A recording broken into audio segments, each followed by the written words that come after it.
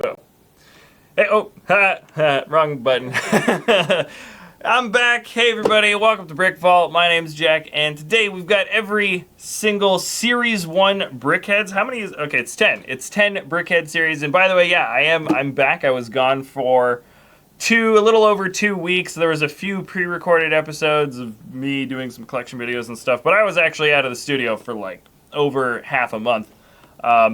I was on vacation, but yeah, so here we are, ready to go. I've got the original guys from San Diego Comic-Con down here, just so you can see what was released back for, well, not just San Diego. I think they came out in New York as well, but we've got, actually, wait, no.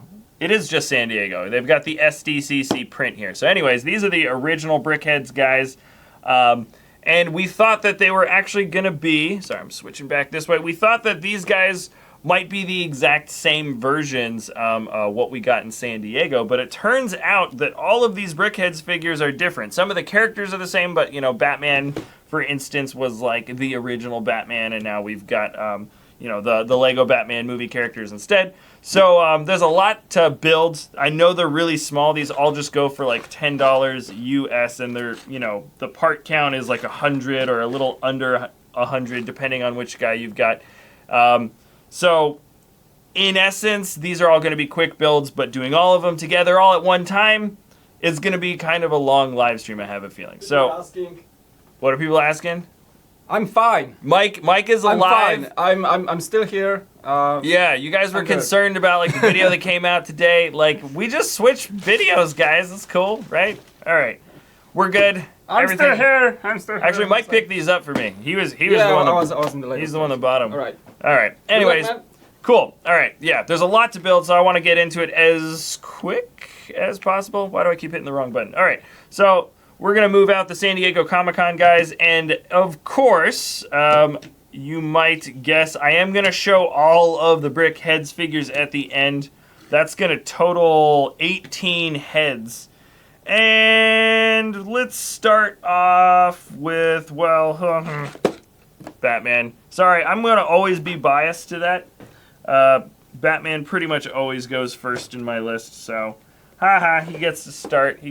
All right, moving all the boxes out of the way, and we are ready to go. So this is, by the way, this is the back of the box. We're getting a look here. This is the set number 415. That's actually my old area code. 41585, and it's 91 pieces. Sells for $10. All right, and it's a thumb open. So easy peasy lemon squeezy. By the way, Mike was telling me since I was gone. I mean, I was gone for so long and pretty much had like no contact with the channel. I was just like, I was way out there. But he's telling me that we have a thing called Super Chat. It's actually, I think it's a new function on YouTube live streaming. And it's like you donate, you have the option of donating to the channel, supporting us. Yay, yay, yay. But it also leaves your comment like way higher up. Actually, I need to make sure that I have the comment screen is, there we go, it's a little bit better. Okay. I'm just gonna turn your music in. Oh. I think it's oh, did I not start the music? No. It's still playing. Oh, is it? Oh, yeah. Wait. Is it too high or something? Oh, no, it's not playing. Yeah, there we go. Yep. Music time! All right. So here we go. Let's get back into this. And I can't remember how the Brickheadz... Okay, so here we go. We've got our instruction manual. Batman, number 1. Oh, you're breaking all the Brickheadz. Yep. Okay, here we go. I'm going to try to get these built as quickly as possible. They should be really fast builds. I mean, there's no reason why they won't be, really. And especially after I build like the first one, the second one, the third one, I think you get into sort of the groove because the build style is so similar. And really what changes is just kind of like the hairstyle and what you put onto the face and things like that. So it shouldn't be too much to work through. All right, hope the music's good, guys. I forgot to turn it on. Once again, this is like my first time back in the studio for a long time. So I have to get back in the groove of it, you know. If you ever take time off of school or something, come back from summer break, and you're like, how do I write again? How do I do this? You know, like you have to kind of relearn some of the stuff, if that makes any sense. But anyways, yeah, these should be really easy builds. I did build all of the other Brickheadz guys, I think in one, no, we did a bunch of different little episodes. And I remember actually somebody pointed out that I didn't really notice the last time. Oh, this is nice. Here we go. There's the, okay, we go on this way. There's the belt, the utility belt. That makes you really know, especially because it's popping out, that that is the Lego Batman movie version of Batman and not just a standard Lego Batman minifigure that, I mean, looks pretty much exactly the same. But the belt, the fact that there's that belt piece that sticks out, lets you know he is indeed from the Lego Batman movie. Here we go. But yeah, so getting back into the groove of things. Feels good. All right. And here we go. Let's move on. Let's move on. Oh yeah. The one thing about the Brickheadz figures that I always think looks a little funny are the arms. Like the standard, because some of the guys will have like bigger arms or smaller arms, you know, like if it's the Hulk or something, we'll get to that. I saw how his arms are shaped differently. But the standard build for a Brickheadz Brickheadz figure arm is just like, it's just a little bit weird. I mean, I get that it's, you know, the chibi style, and at this scale it's kind of hard to figure out. Oh, there's the last one there. It's kind of hard to figure out exactly how to make like a good looking arm, but I just think they look a little funny. I think that's probably the funniest or the kind of strangest part about any of the Brickheadz design. I know some people don't like the shape of the ears on the head or the shape of something else on the head. Personally, my one gripe is always going to be with the arms. That's the one thing I know, just based on building all the other 8 versions of the guys from Comic-Con. And here we go. And this is I think my favorite part about the Brickheadz though. Conversely, least favorite is the arms. Favorite is that we have this pink 2x2 brick right there, right where the brain is supposed to be. I don't know if that's intentional, but somebody pointed that out. I think the last time I was in one of the other videos for the San Diego Comic-Con exclusive guys. And I didn't notice that before, but that totally is, I think that really was intentional that they made that one pink. So it's kind of like you've got a little brain piece hidden on the inside of all the figures. And it's always pink. It's always pink for all the different characters. So that's just kind of like a funny sort of silly little thing that I think was definitely a good choice on the designer's part. It was something they didn't need to do, and you don't notice it. You know, like I didn't even notice it, but somebody else, you know, kind of figured it out. Here we go. Booyah. We're getting the face. Batman's chibi face. And here we go. Where's that other 1x4? Here we go. Not bad. So this Batman looks, I have a feeling he might be designed almost exactly the same as the blue guy that we got before. Are his eyes glow in the dark? Oh, these are glow pieces. Yeah. I don't know if you can tell with the coloration on the webcam, but actually we're not using webcam. We're using like a nicer camera. But anyways, these are slightly off-white, and I don't know. The light you're not going to be able to tell right now, but they are indeed glow in the dark. You can't even see that little glow in the dark featurette thing right there in the manual. So that's kind of cool. That's a great touch. I mean, I still think that the Batman from the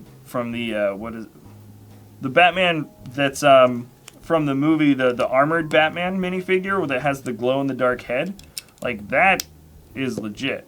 Like that was a really cool head for a figure, and it was a really good idea. And so it's cool that these guys have glow-in-the-dark eyes now.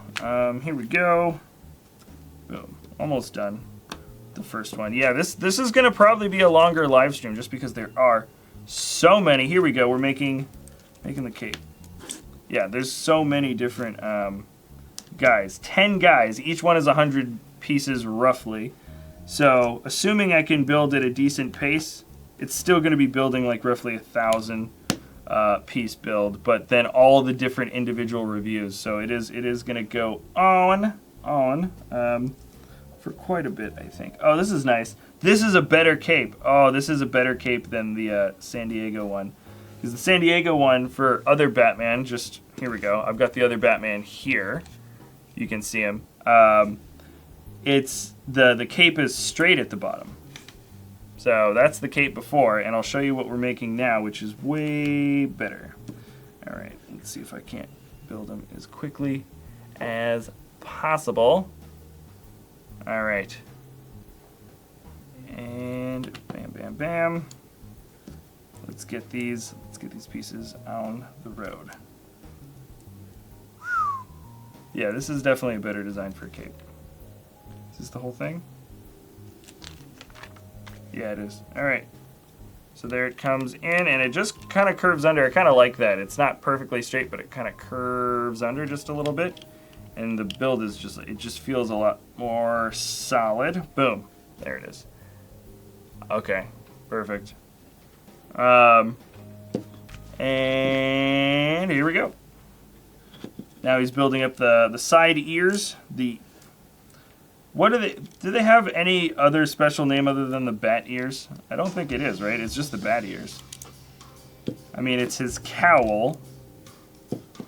I like that they had to explain that in the movie. That was kind of funny because I remember I had to, if people don't know what a cowl is, like initially when I heard the word cowl, I assumed it was like the sort of kind of disgruntled expression that Batman has on his face, but cowl actually means like the armored face mask that he's got on his head.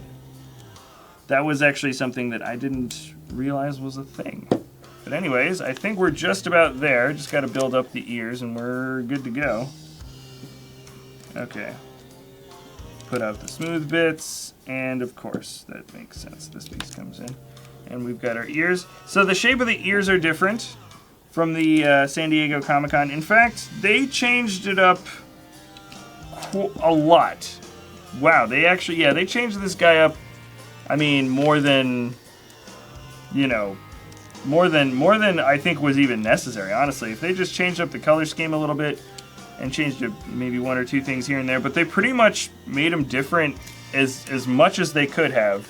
He is different. Let's build his stand-up. I'll show you and compare him pretty quickly. I will do a very quick comparison and then an overall review at the end. I think that's the easiest way to do it, instead of just me building them and putting them in the back and then reviewing each one separately at the end. I'll do just a quick review now and then show them all off at the very end.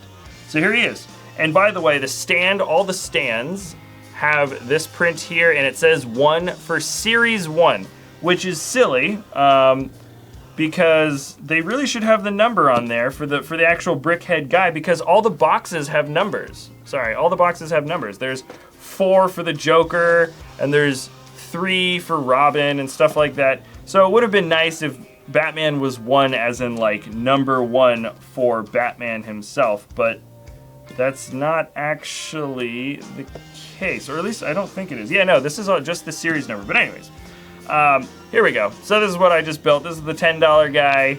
This, I think, when you first buy them, like, I don't know, you can get them at San Diego Comic-Con, but if you bought them on eBay, his pack initially went for $50. So technically, you'd be like, oh, hey, somebody just sent a donation in from Turtle Pebbles. What is your absolute favorite Lego set of all time, and what set is the first set you can remember getting? Oh, that's a really good question. I'm gonna finish the review very quickly, and I'll actually be able to think about that question for a little bit longer, but thank you for the question. And but you can see right here, the ears are a different shape. I actually kind of like these different, they just remind me of more Batman ears, really, when you think about it. The shape just looks a little bit more iconic. Face is the same. The belt here is bigger, of course, because it is the Lego Batman movie belt. With that is a special print. And then on the side here, you can see this body is pretty much just black and yellow, black and yellow. You know, it's classic Batman. And then the cape, this cape is better. This cape is better. Much, much, much, much, much better. I think it is much better. And here we go. So that's the first Batman. I really want to see what this guy looks like with the glow-in-the-dark eyes. Too bad I can't just set it up right now and I'd hold it way up to the bright light and then kind of cover it up. You can't really, you can't see it. But anyways, all right, let me get to that question. So first part of that question was sort of a two-parter from Turtle Pebbles. That was, what is my favorite Lego set of all time? I mean, I know my favorite Star Wars set. Here, I'm gonna move this over and just start building. You know what? I might just knock out DC. Might as well build the Joker along with the Batman, right? Or the Joker. You know what? The villains call him the Batman. Anyways, okay. So first part of the question, my favorite set of all time. Oof. It might be.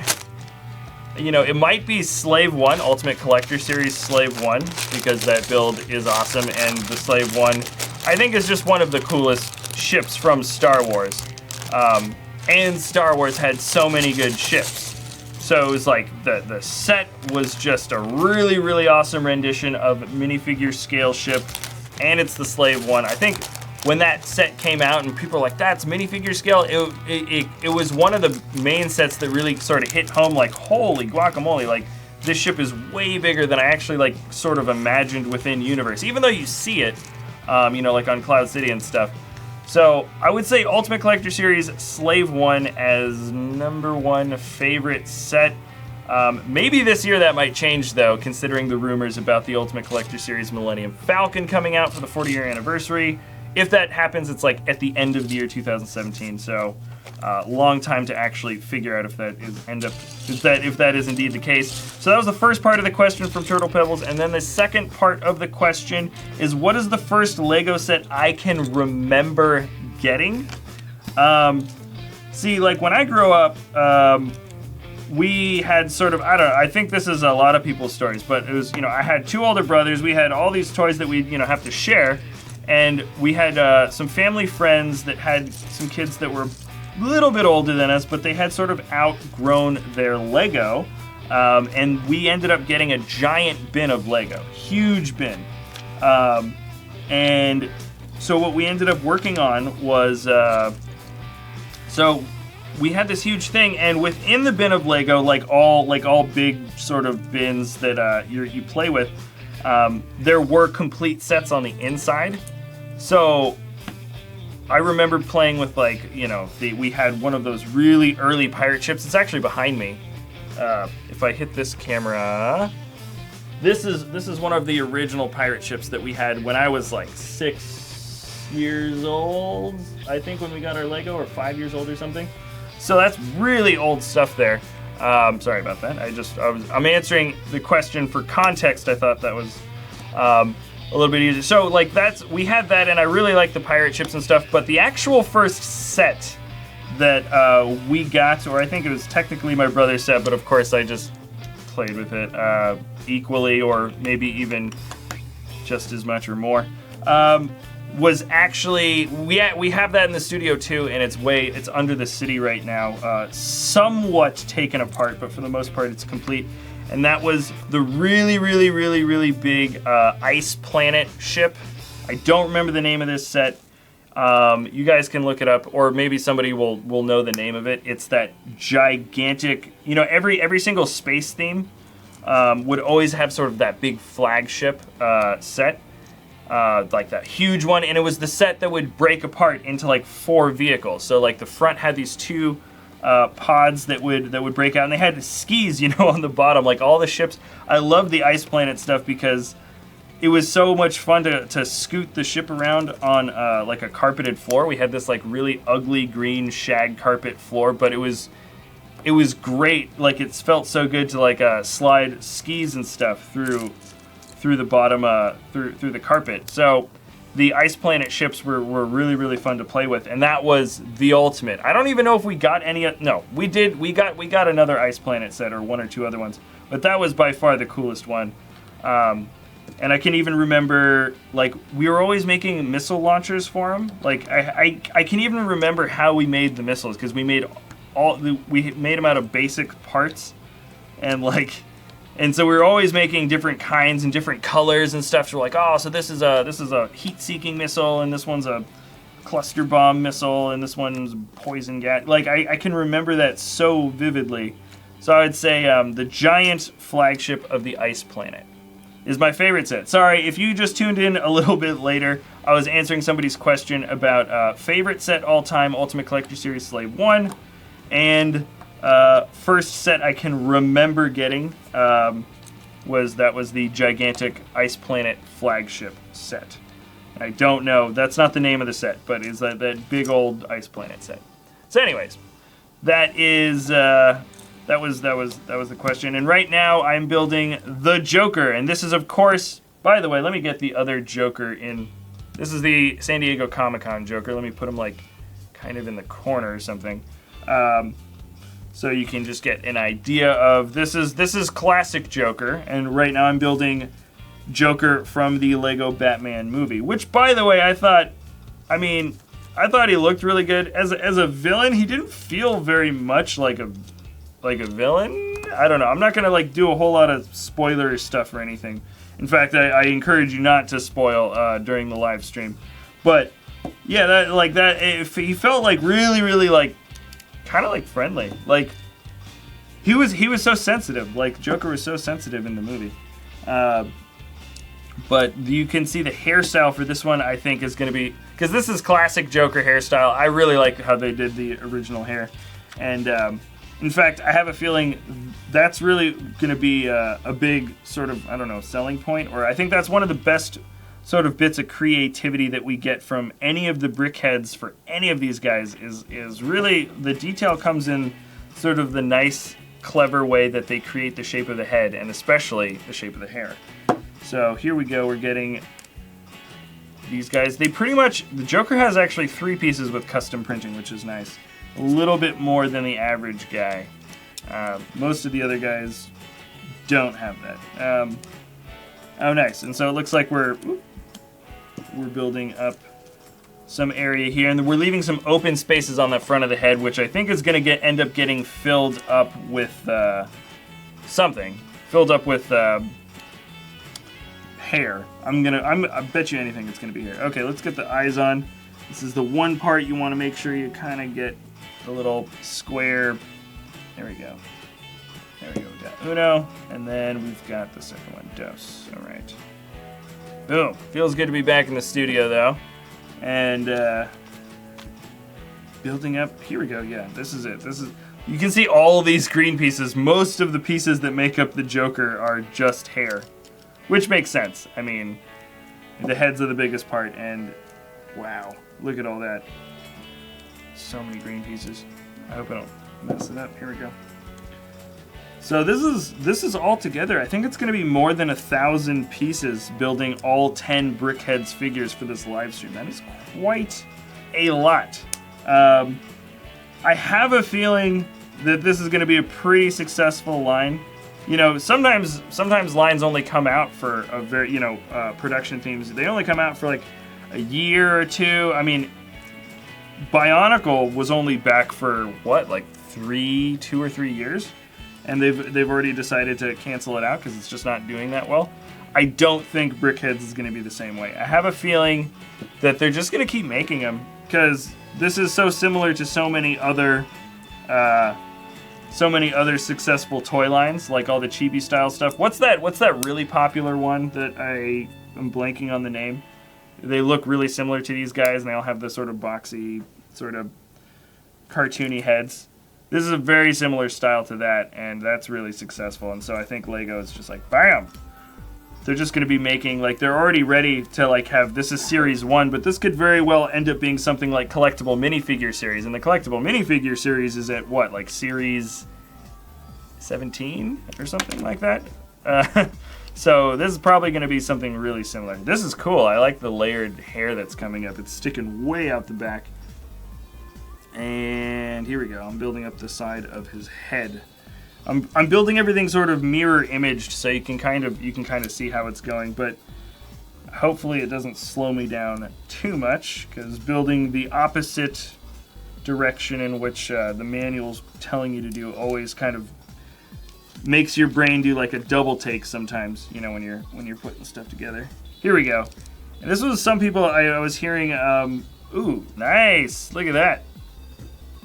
Oh, cool. That's the single rounded corner piece, the 1x1 tile that's round and a corner. That is new for just green. I'm nearly positive that is totally new. So that's nice. And I think they're using it really well here. So that's cool. We get a ton of them for the Joker. That's actually great. People might be buying particularly this Joker guy because we're going to get some really cool stuff with all these brand new rounded corner pieces. I don't know if you're seeing them there, but yeah, these things. I think we're getting like at least 10 in this little set. So yeah, this is going to be a popular parts set. If nothing else, people are going to be buying the Joker set for making like really cool organic scenes, I think, because we've got a lot of green, and we've got some unique, not only unique green pieces for that rounded corner, but a lot of them. So it's, yeah, this is going to be a popular parts set for sure. And here we go. Nice. I'm liking the shape of that. That's cool. That's good. All right, let's get the second half of the face built. All right. It always goes a little bit faster when you repeat something. So let's see. All right. Nice. Oh, I'm a Batman. Oh, Funko Pops.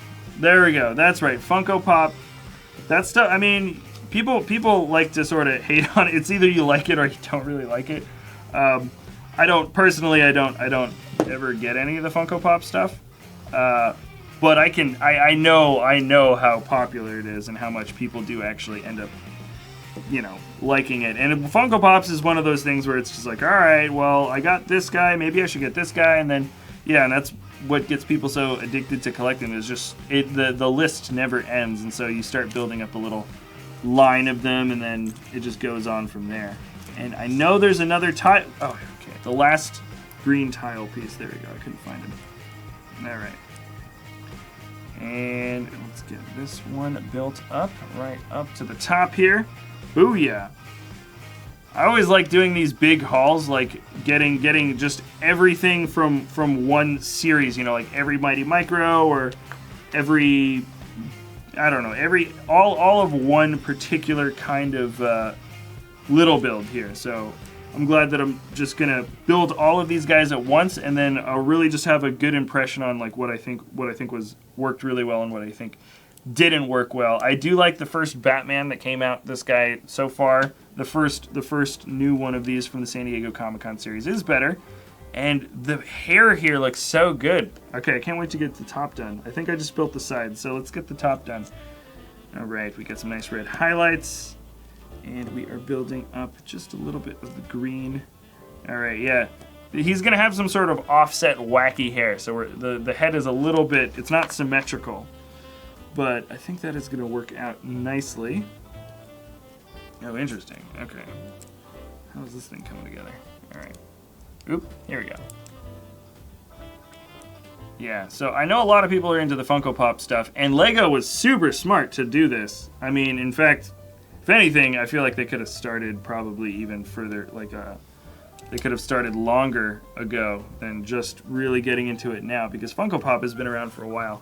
And this is a good way to also get some like nice parts out there, because like this, I can tell you right now, all these green parts for the Joker hair, there's so many more of these rounded corner tile pieces. I don't know what they're called. 1x1 tile round corner pieces. Those are going to be popular. They're all going to be in every color. That's going to be a popular piece because they're so useful, and they're so, they just feel very comfortable as part of like just basic Lego system parts that I know a lot of builders are really going to sort of gravitate towards them. And yeah, you're not going to be able to get more rounded corner pieces pretty much from any other set. So yeah, this is good. This is a great parts piece already. In fact, I'm thinking of maybe even getting another one of these just for parts already. But anyways, let's see if we can't. Okay, more of these hair pieces. There's so many. It's always the last one. You're always looking. You have a ton of these parts, and then you find the last of the sloped pieces, and it takes you forever to find it. Here we go. And we just. You guys like that Christmas music?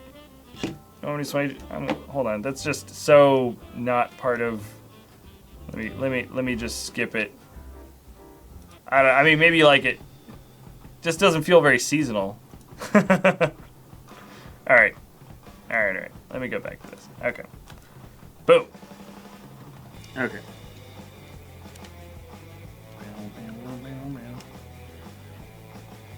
Oh, wait, interesting. I kind of actually messed up his hair. I think his hair is supposed to be shifted forward ever so slightly. Yeah, it is. Haha. There we go. Yeah, it shows a little bit, yeah. So you have that nice sort of a little bit of an indication of a widow's peak. Not a huge indication, but you can see a little bit of a receding hairline, which is just a nice, easy little detail to include. And I messed up that one single stud. Totally gets rid of that effect. It's a very subtle detail to mess up. But all right, and yeah, so there's tons of rounded green pieces. This is great. All right. Bow, bow, bow, bow. I can see a lot of quotes from the movie in the comment section. I thought the 9-pack line was probably one of the best ones. The 9-pack line and also just like the password to the Batcave. That was a great. Usually, I think this is like one of the first times they're, Marvel and DC are really or DC is really taking a little stab at Marvel with that line. He's just like, the password to the Batcave. Iron Man sucks. Like, I thought that was a good one. It's probably one of the best ones. Hope that doesn't count as borrowed. It doesn't really count. A singular line. Here we go. All right, so the hair is just about done. We're actually rounding off just towards the end. Interesting. Okay. This looks so good. I like the way the rounded pieces sort of all start matching up with each other. Why am I... Oh, oops. I skipped this one as well. There we go. That makes more sense now. Okay, we're getting this one in, and then... Ooh, yeah. So much just weird green layered stuff. It's actually not that easy to tell which piece is supposed to go to which part, but getting this in, and then nice. Oh, this looks good. Oh, nice. Okay, I'm sure that goes in there. Oh, this looks good. Yeah, the hair looks awesome. It's pretty wacky. I mean, like, it really is. There's a lot of wacky parts to this, but I think it's looking pretty good. Yeah, there's all these just sort of, it almost feels like random the way that I'm stacking all these green pieces, but I think people, yeah, there we go. That was that chunk taken out of his head, so there it is. The green's coming in. This looks good. All right. Okay. Let's do this, and bow, bow, bow. All right. Let's get this back in, and nice. Here we go. We're just about there, guys. So, I mean, I haven't quite. I'm gonna start the review on this just because I'm just about done with this guy. The hair here looks awesome. It's so cool. We're even getting like this kind of part and stuff, just one of them, just for another slightly different but still like very unique kind of effect. And it feels like something that isn't, it's like not that necessary in terms of, oh, it's great. So you see this nice curved piece and it just fits on like just butter. Just like, that's such a satisfying like fit for some Lego parts right in there.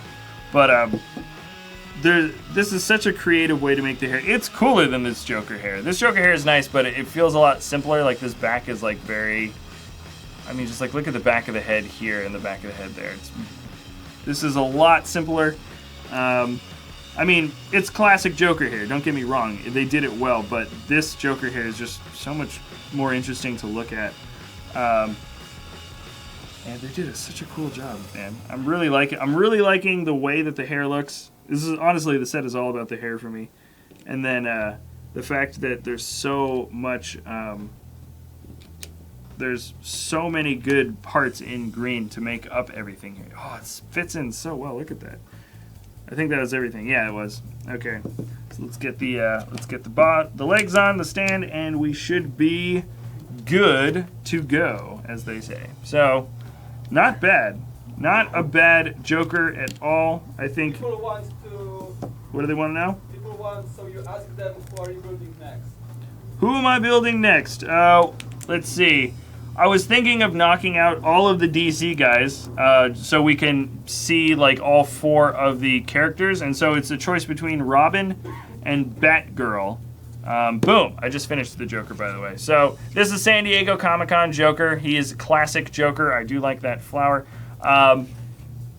Pretty good, but I think the face here looks better. The slight light blue underneath the eyes just brings out just a little bit more of dimension, and that is actually kind of more accurate to the printing on the face. That looks good. The mouthpiece looks better when it's a little smaller because it is a print on a white tile piece as opposed to just a red tile piece that doesn't look as good. So I think the face definitely looks better. It's more expressive. The hair, whew, that hair is good. I think this guy might already be winning for best hair out of any of the Series 1 Brickheadz, or I'll just drop them. Series 1 Brickheadz figures. Pretty good guy. No detail on the back. I don't think that was really necessary, but we do have 3. That's actually, no, it's 1. No, it is. Yeah, it's 2 separate prints that make up the suit on the front there. And I like the arms have the yellow sleeves, and yeah, good.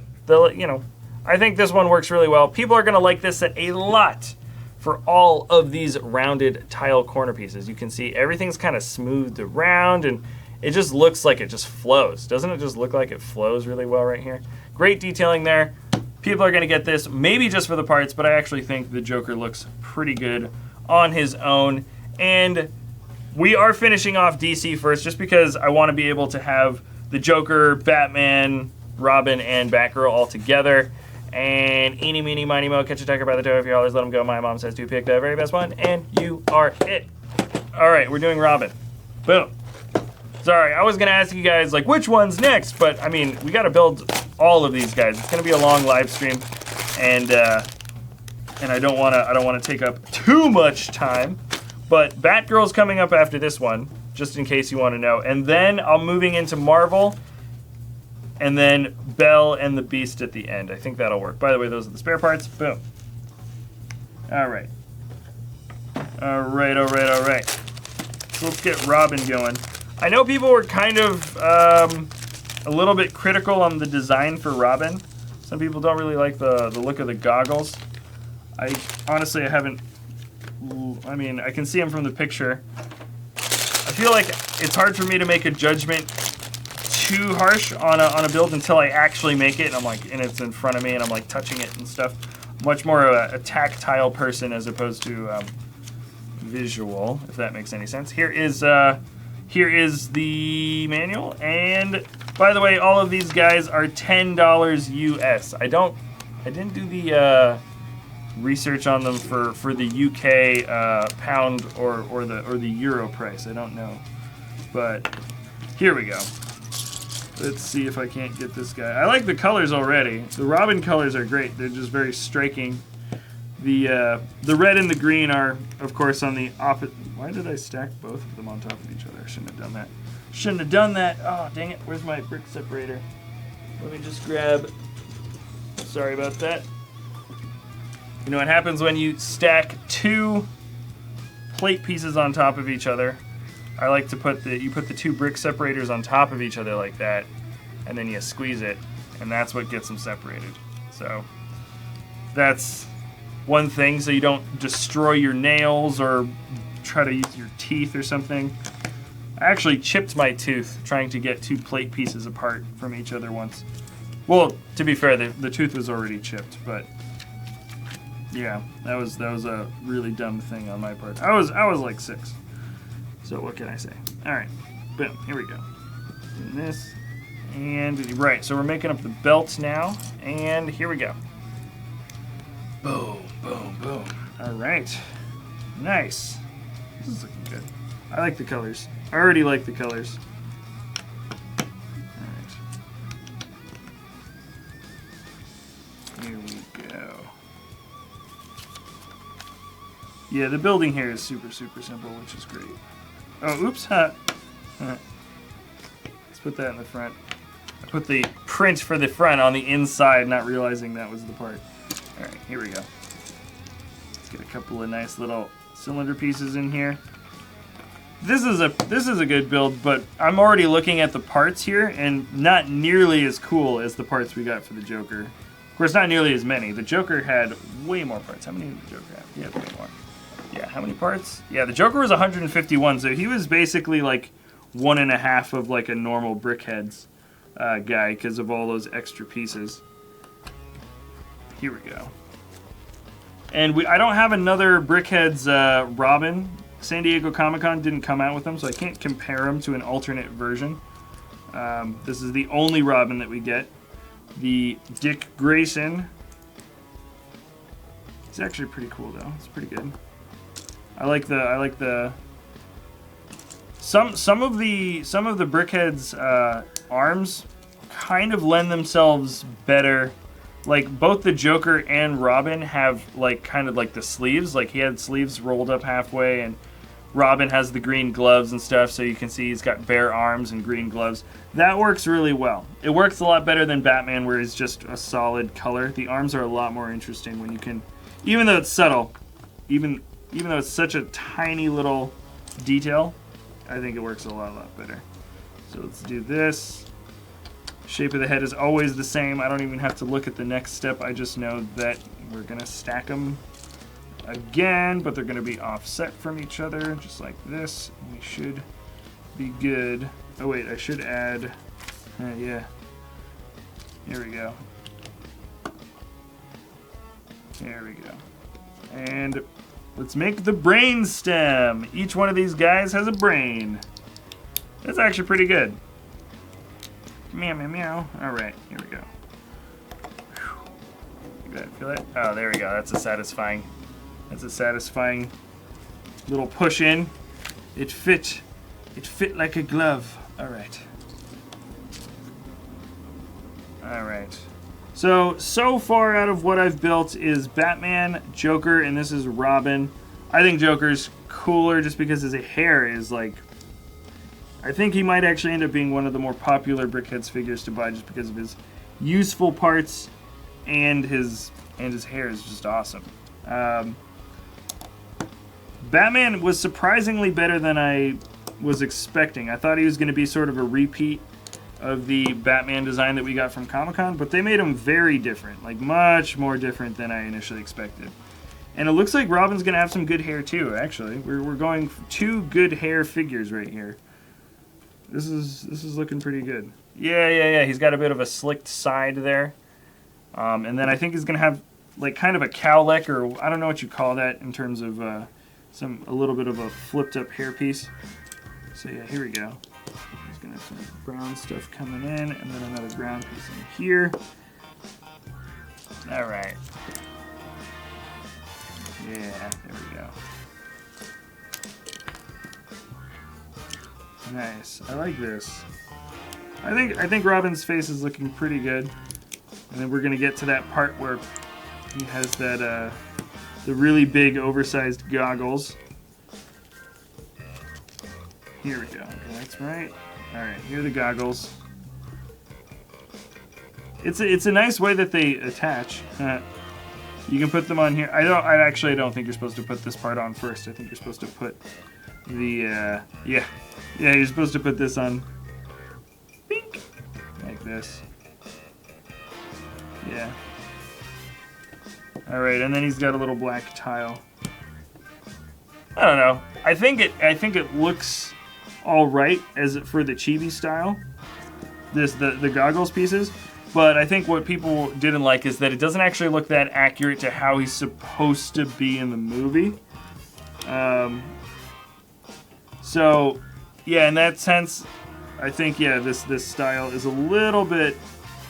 Yeah, this build style looks a little bit funky. But just in terms of accuracy towards what the build style is supposed to be, if that makes any sense. Like, I think it looks fine. It's just, yeah, it doesn't really look like his goggles from the movie. They're just big. It almost like if we had like a big nerdy glasses wearing Robin, that would fit, you know. But it's not exactly the case. Here we go. Boom. Boom and boom. Here we go. Not bad. Pretty simple build style for the side of the head. It goes, see how fast that went? That went really, really fast because there's just not much to it. Just one piece and then another piece. Yeah, they all just flow. All these pieces flow like really, really quick together. So that's nice. You can see how much faster this is going compared to the Joker. The Joker was like, I mean, that would have taken 4 or 5 times as long to do. All right, and it looks like, oh, okay. So we've got some cheese wedges coming in towards each other. Yeah, that's good. I like the cowlick. Not bad. And I think just the last bit is the back of his head and the cape. So let's do that. Sorry if I'm building in the corner of the screen. I get a little bit distracted when I'm looking down for a while. And then I look back up at the screen and go, oh, oops. I just looked up and I realized that I've been building Robin sort of in the corner of the screen. I can't help it. It's you just build and then you get distracted. You know how it is. Or do you? I don't know how many of you guys build Legos on camera, but you want to pull the build close to you. Here we go. Nice. So we've got his... Did I do that the wrong way? Yeah, I did that the wrong way. There we go. Red on the bottom. There we go. Okay, here we go. We're getting there. We are getting there. Okay. All right. Tan on the top, red on the bottom. And we're doing the cape. Cape. Now this cape is exactly the same design, I think, as the Batman from the Comic-Con exclusive. It looks exactly the same. I think so. Here we go. Putting it together, and then yep. I don't even think I need to look at the instruction manual for the rest of this. Boom. There goes his cape. Nice. And let's get these pieces on. Yeah, don't even need the instruction manual. There he is. All right. Boom. There's Robin. Now, we don't have any other versions of Robin. This is the only one that exists in Brickheadz style, and he is, of course, built in the style from the Lego Batman movie. The most iconic thing being the goggles, but the goggles don't actually look like his goggles. I mean, he has green, like so much of his goggles are green on the inside, so yeah, they could have done something fun. I think it looks fine. Like, this is like a really, like, you know that like nerdy style, like when people make like nerdy style builds? That works really well for a nerdy style build, but they really just didn't capture, I think, what the goggles were supposed to look like from the movie that well. Other than that, the body is great, though. We've got that nice thin yellow stripe that goes through that represents his belt. The single print that makes up the chest there. It's got the same little, round tile pieces that make up the sort of starry eyes. You can see that he's wearing boots, his bare legs and bare arms, which is both good. And the build style for, actually it's not Batman's cape that it's the same, it's the Superman. This is the San Diego Comic-Con Superman, and you can see that the capes are exactly built the same way. Same exact build. Anyways, so that's good. And probably the strongest feature, which I didn't say anything about, was actually his hair. Hair is pretty good. Pretty sleek. I like these these two sort of cheese wedgie pieces, the 1x2s that kind of go against each other. That's good with the shape that it makes there. But of course, when you compare it to the Joker, it's just nothing. The Joker even feels way heavier. Like, he's got so many more parts to him than Robin. And I'm gonna put this Robin down here, and I'm gonna try this. Hopefully it doesn't mess with my building. It is kind of like right in the middle, but we've got these 3 guys, and we are gonna knock out the last of the Batmans. Fix the Robin's ear, man. Robin's ear? Oh, I forgot to put the other ear on. He's like Van Gogh. Thank you, commenter. I don't know who put that on. That's funny. I put one Robin's ear on, and I just left the other one off. I was like, oh, it's a spare.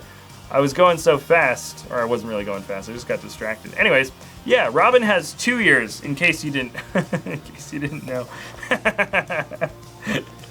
All right, let's get this one open. This is set number 41585. It is 99 pieces. So I don't know if 100 is sort of supposed to be the gold standard for a Brickheadz guy, because some are a little bit less than 99, and of course, you know, as high as 150. But 99 pieces. Actually, you know what? I'm gonna move these 3 guys out of the way because it does kind of get in the way just a little bit. So bam, moving them back. Here we go. Ooh, I like the colors. I like the colors for Batgirl already. And it'll be interesting to see how they do the like pointy bat ears again, because they use 2 different building styles for Batman and you know, San Diego Comic-Con and then regular Batman movie Batman. But now they have to do it again. They have to do it a 3rd time, and I'm just curious. Oh yeah, it looks like they're doing it San Diego Comic-Con style with the ears. This actually looks like one of the simplest builds. There's almost nothing really added on. So let's see how quickly we can get this thing going. All right. Boom. All right, let's get it down there. All right. It always starts at the base of the belly, basically right before the legs. It's like right at the bottom. That's where all these, that's where all the build points begin for all these guys. Right above the legs.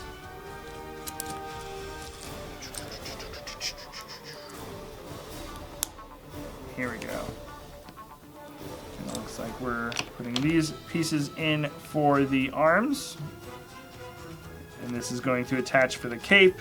And then we find the printed piece that sticks on in the front there. I'm going beyond what the manual shows me just because at this point this is the 4th of the 4th one of these builds I've done in a row, and the style is pretty much exactly the same. And I'm missing one of these pieces. Why can't I find that? Oh, it rolled all the way out of the.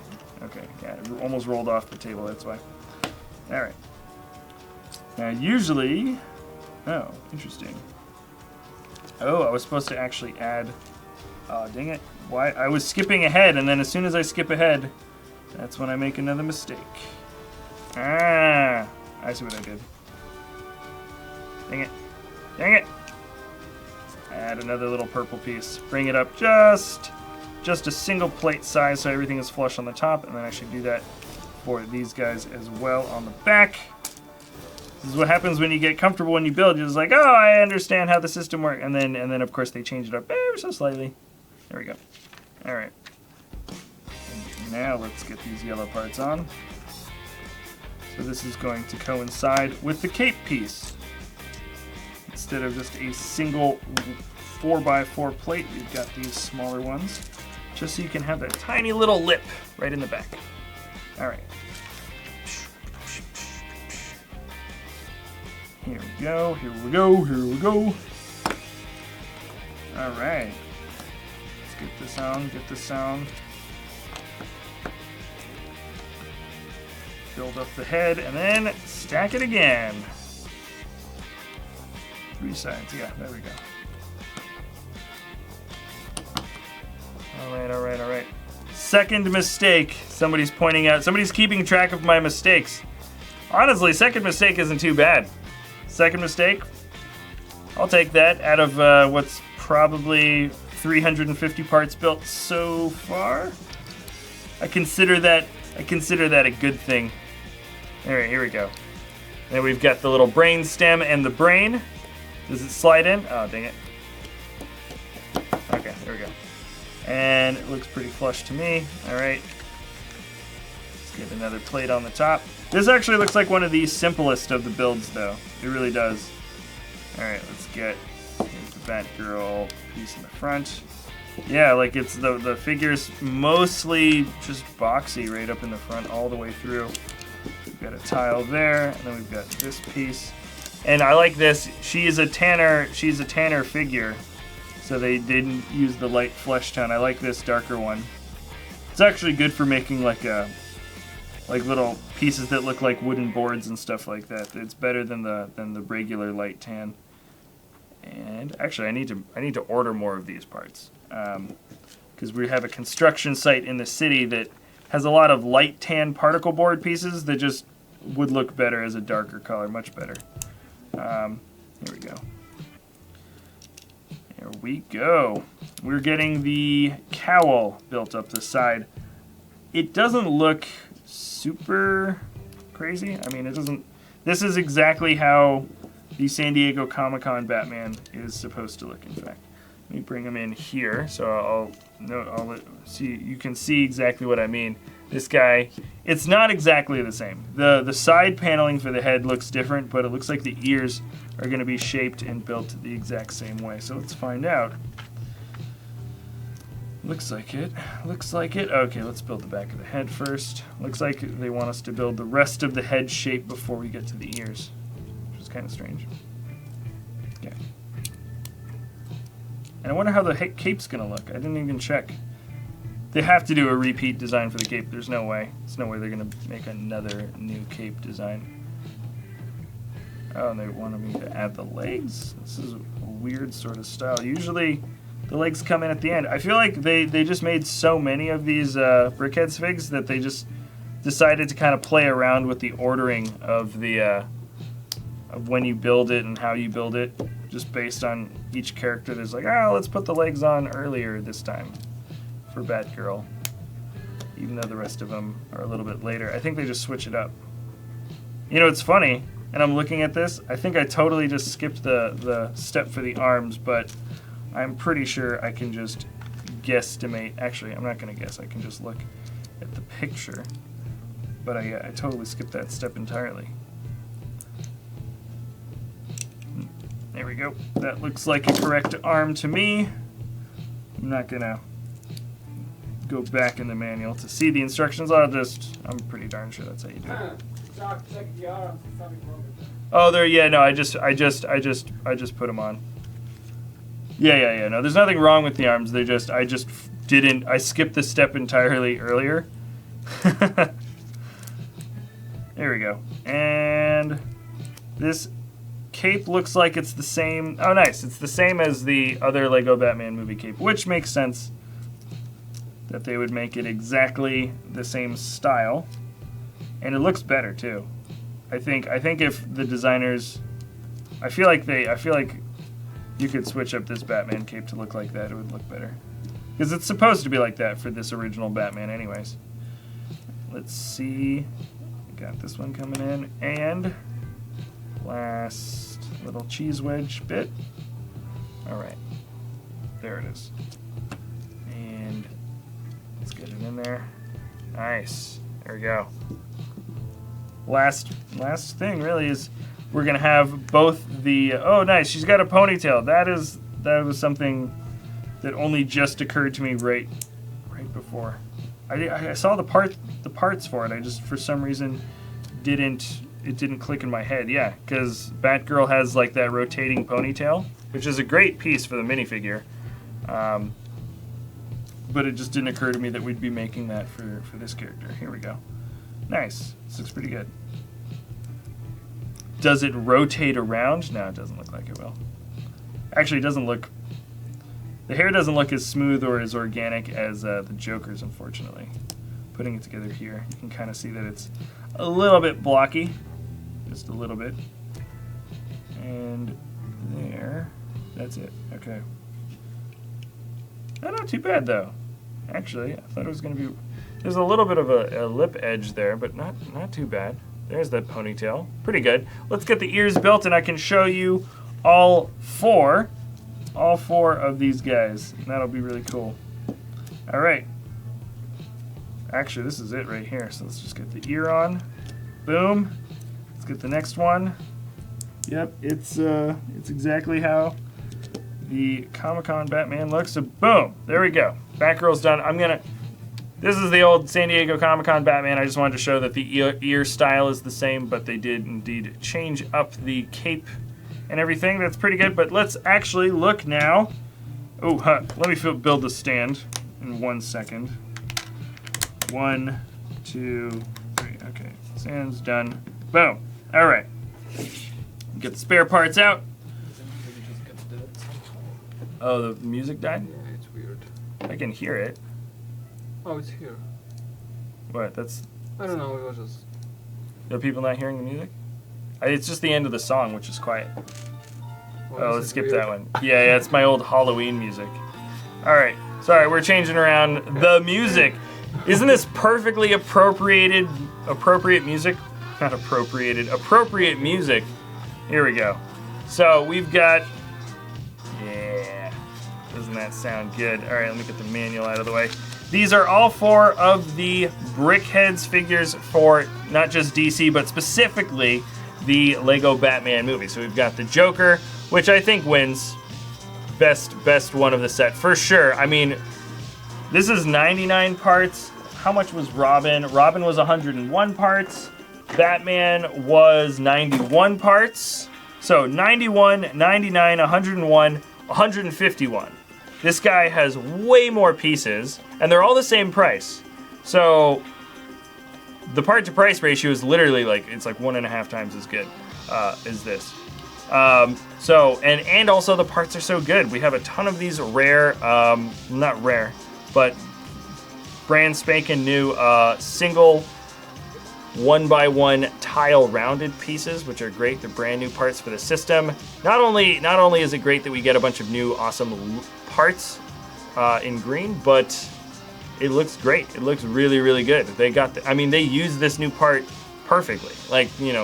That's part of why they add new parts, is so they can get a new look, or they can make something look better than they would have been able to do in the past.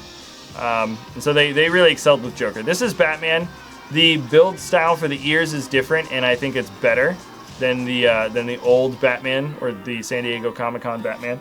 And there's the example of Batgirl as the difference. But so I think Batman looks good. He's super simple. Honestly, he's not as interesting as looking of a character as most of the other ones, just because he's pretty much all black. He's all black, except for the tan for the face, the glowing eyes. These actually glow in the dark, which is a great touch.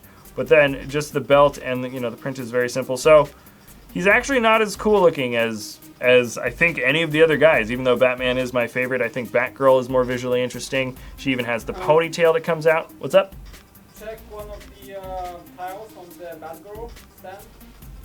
Oh yeah, the tile is backwards. I keep trying to build fast, and then I just throw things together. There we go. And I dropped it, yeah. By the way, these are on every single Brickheadz stand for Series 1. The number 1 is for Series 1. I kind of would have liked it if they were all numbered. They numbered the boxes, so each guy has like a different number, but it's kind of unfortunate that the number tile isn't different as well. But I guess they just didn't want to have another exclusive print for each set. I sort of understand why they chose that, but it seems like a slight difference here. The cape is better than Batman's cape. Actually, well, both these capes are the same design, but they're better than the San Diego Comic-Con Batman cape, which they just didn't give that nice spiky bottom. But she's cool. The purple and yellow looks better than the black and yellow, and she's got a nice dark red ponytail. Good. Altogether good. And I even think the bat symbol on her is pretty cool too. Last is Robin.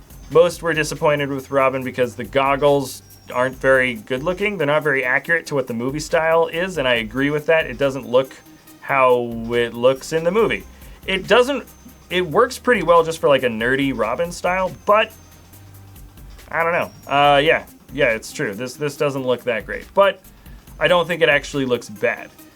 He actually, even in terms of color and stuff, I think he and Joker are like the most colorful and the most varied in style. Like the arms are great, and the contrast with the legs, and there's so many like little layers. Green to red to yellow back to red. There's a lot of color and stuff switching around on Robin, which I think works super, super well. He's got a decent build for the hair too. Pretty unique. Obviously not as crazy as the Joker, but I'm pretty happy with all 4 of these guys, and I'm glad that I built them first because I just like Batman. And now let's move on to Marvel. So here, guys, I'm gonna do eeny, meeny, miny, mo with the 4 Marvel guys. Bam, bam. All right.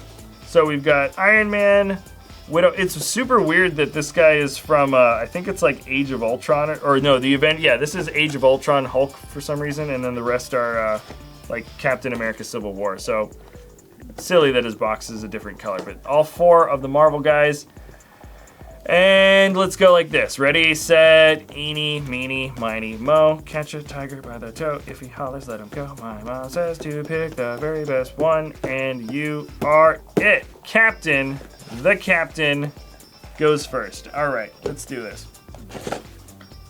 Switching on over. I really like the print for Captain America's chest. Right off the bat, I think that was a really cool touch. It would have been kind of cool if they could have made it out of a bunch of like 1x1s, but it wouldn't have looked as good because you wouldn't have had enough stripes, I don't think. So by the way, this Captain America is only 79 pieces. This might be the smallest. He might be the smallest and the simplest of any of the Brickheadz figures. So if you want to buy these things for parts and stuff, like Joker has way more parts, and Captain America has way less. I mean, parts are kind of arbitrary, especially if you're looking for certain colors. You know, this guy has the most dark blue, so, you know, it's a give and a take. You know, part to price ratio isn't always just an exact science in terms of, this guy's always going to cost this much. But, yeah, 79 pieces. So he's definitely the lightest in terms of parts. Dang it, and these tiny manuals, each one of these manuals is folded horribly, so you have to really crank it back the other way if you want it to be able to stay open as you build.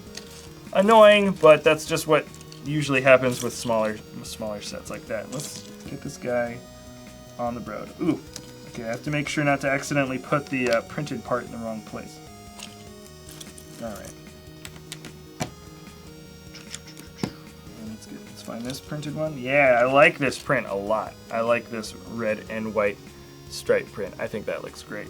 It's probably one of the better ones out there that I can see. And here we go. Oh, wait a second. It looks like the back of Captain America is going to have a clip for putting his shield, if you want to put his shield on his back, which is super cool. So I'm building the clip for Captain America's back now. Not bad, not bad, not bad. That was cool. I didn't think they were going to have that as an option. But why can I not put this together? Oh, okay, yeah, I see why not. Yeah, this looks good. I like the colors. I like the dark brown and the tan and the light tan and stuff. This is a nice sort of combination that we're getting with Captain America. Here we go. Putting them all back. There it is. There it is. Nice. Interesting. The inside of Captain America here is yellow cylinders, where all of the DC guys were light gray. That might be the same thing for the rest of the Marvel guys. We'll see. We shall see. All right. Sometimes you just get some random spare parts that certain sets they have to hit a quota of certain parts, or they have a surplus of other ones. So they just kind of change up the interior pieces, like this highlight orange here.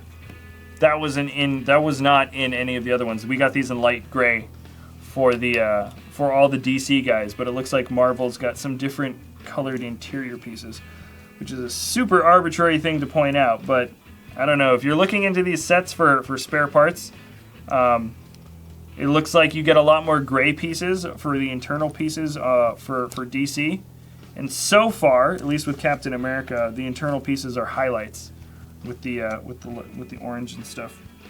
Where's that other clip? Why is this? Oh, wait a second. I just assumed that the arms were going to repeat the exact same, but because Captain America has to hold his shield, yeah, there we go. His arm is actually a different shape on the other side. Don't make assumptions, guys. If you make assumptions, you might end up being wrong. All right, here we go. Nice, let's get this in there. Boom, boom, boom. Captain America.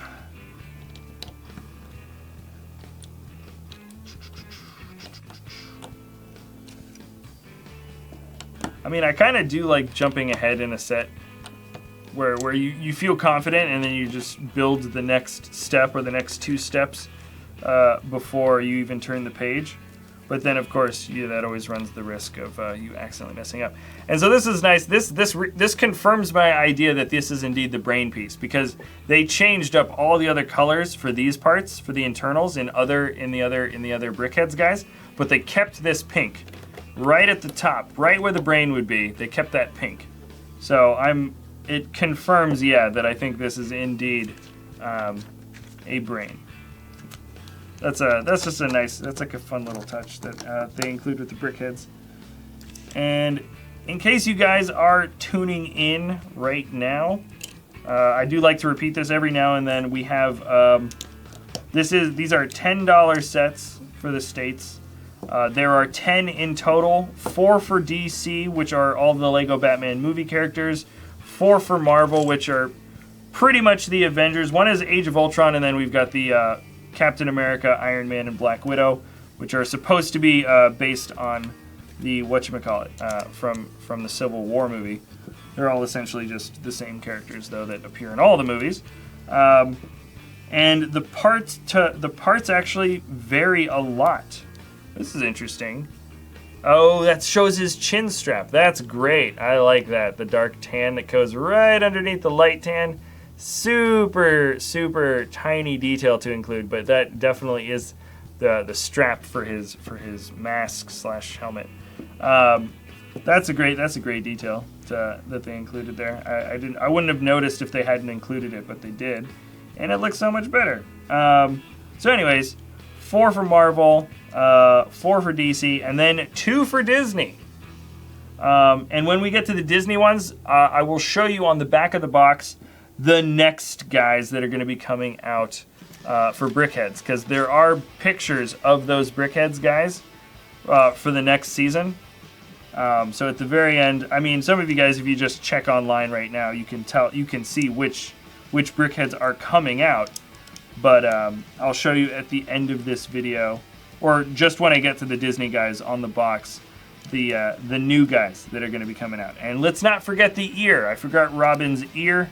He was turning into a, the heck is the name of that artist? I think I said his name already. And you know, the guy that cut his ear off. Anyways, all right. So it looks like, yeah, this looks like pretty much the exact same scenario. Oh, of course. And then the detailing for the strap actually goes around once again to the other side as well, which looks pretty good. Let's get the ear on up. Breaking his ear off. Okay. Nice, nice, nice, nice, nice. Here we go. Pretty sweet. Easy. Yeah, this is only 79 pieces. This is the smallest, I think, of any of the... Why am I not finding that super... Oh, haha! See this... I don't know if anybody noticed that. You see this main blue base plate? Wow, I need two of these guys to separate them out. That's nutty. He just shot across the entire room. Wow. The base here is brown. Here we go. It's supposed to be brown at the bottom, and I used the blue. Oh, here it is. Sorry.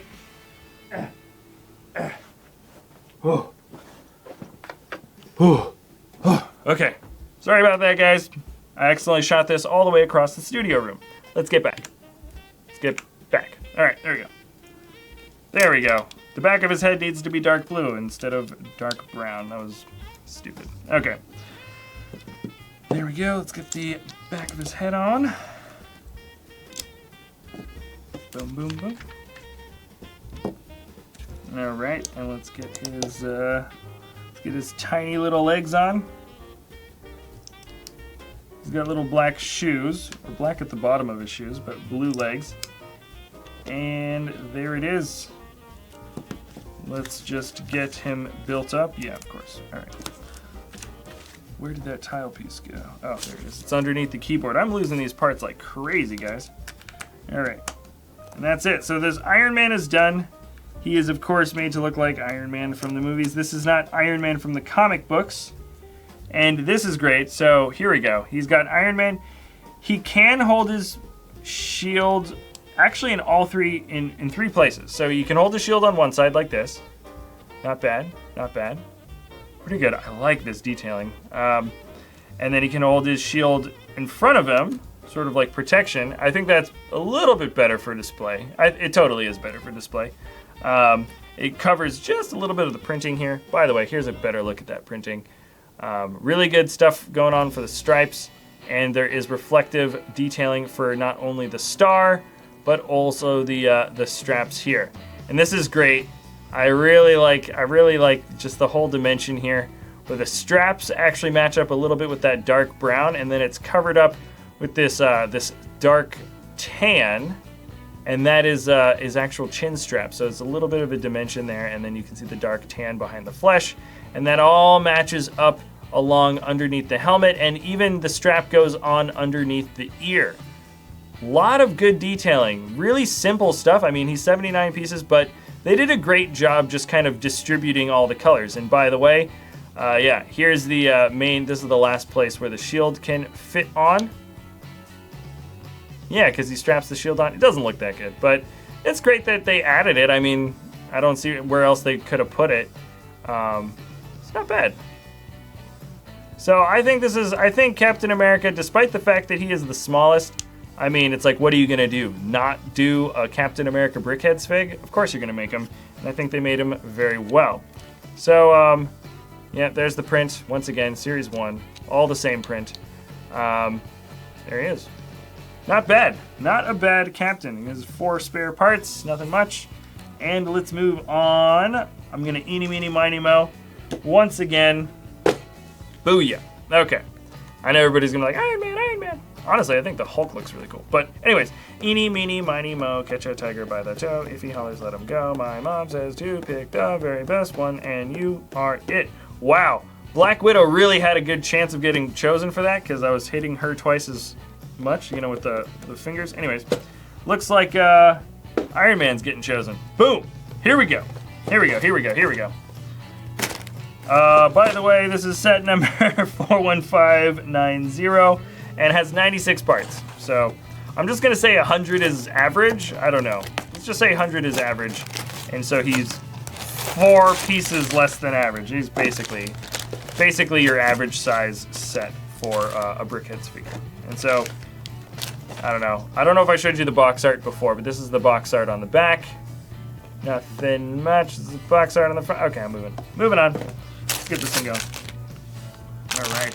Lots of dark red and that nice deep yellow that they have. I can't remember the name of that yellow part, but this yellow is like, it's like yellow orange or something. It's like there's a bit of orange in there. Boom, boom, boom. All right, and I think I'm at the halfway point. No, this is over halfway. This is officially starting the over halfway point into the entire live stream in terms of actual building. So just getting past the halfway point. So yeah, it does take a while to put together these pieces because there's so many. This is over 1,000 parts altogether when you build all 10 of the Brickheadz all at the same time. But I'm glad to just like have them all, and then we can have them on one massive display, which is going to be really sweet. All right, let's get these corners in. Oop, yeah. All right, nice. This looks really good. I think Iron Man's going to also look really cool. Here we go.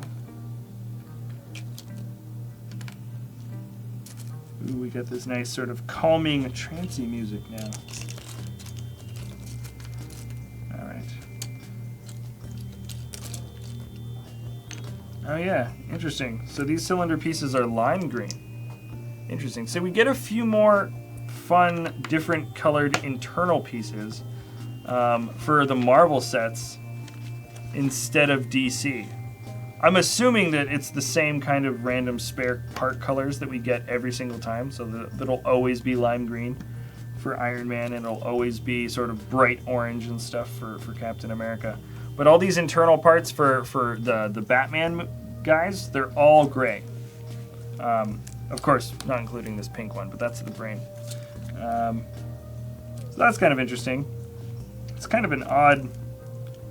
Who knows why that is the case? Maybe there's something up with the way where they're getting produced, or the factories that are making certain characters in certain places also have spare parts that are just closer to use. They just use certain kinds of spare parts in certain places. And but anyways, yeah, you get a few extra sort of random colors with the Marvel guys.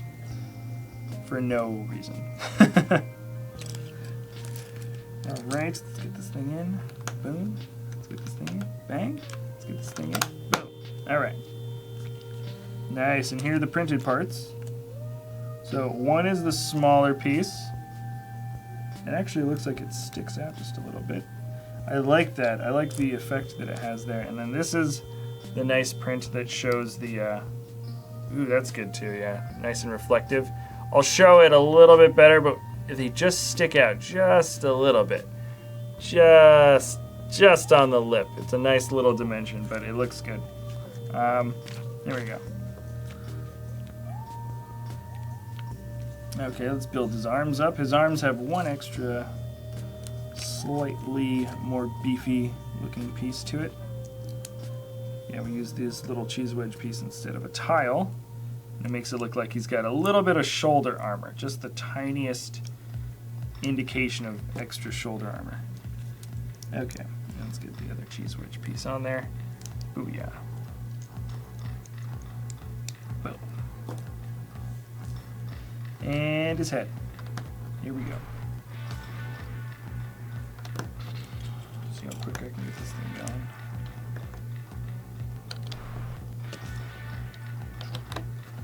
It's always fun building up the head because the model or the build gets twice as tall in almost no time at all.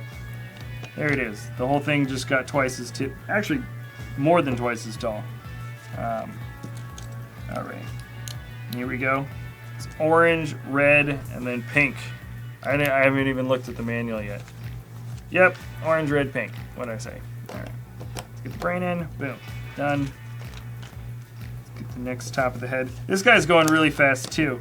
I feel like there was a lot more complicated stuff with the DC guys because of all the like crazy wacky hair and stuff. These builds are going faster now because it's really just armor and just a few random things. Here we go. This is the face. There we go. This is the big indicator there. Boom.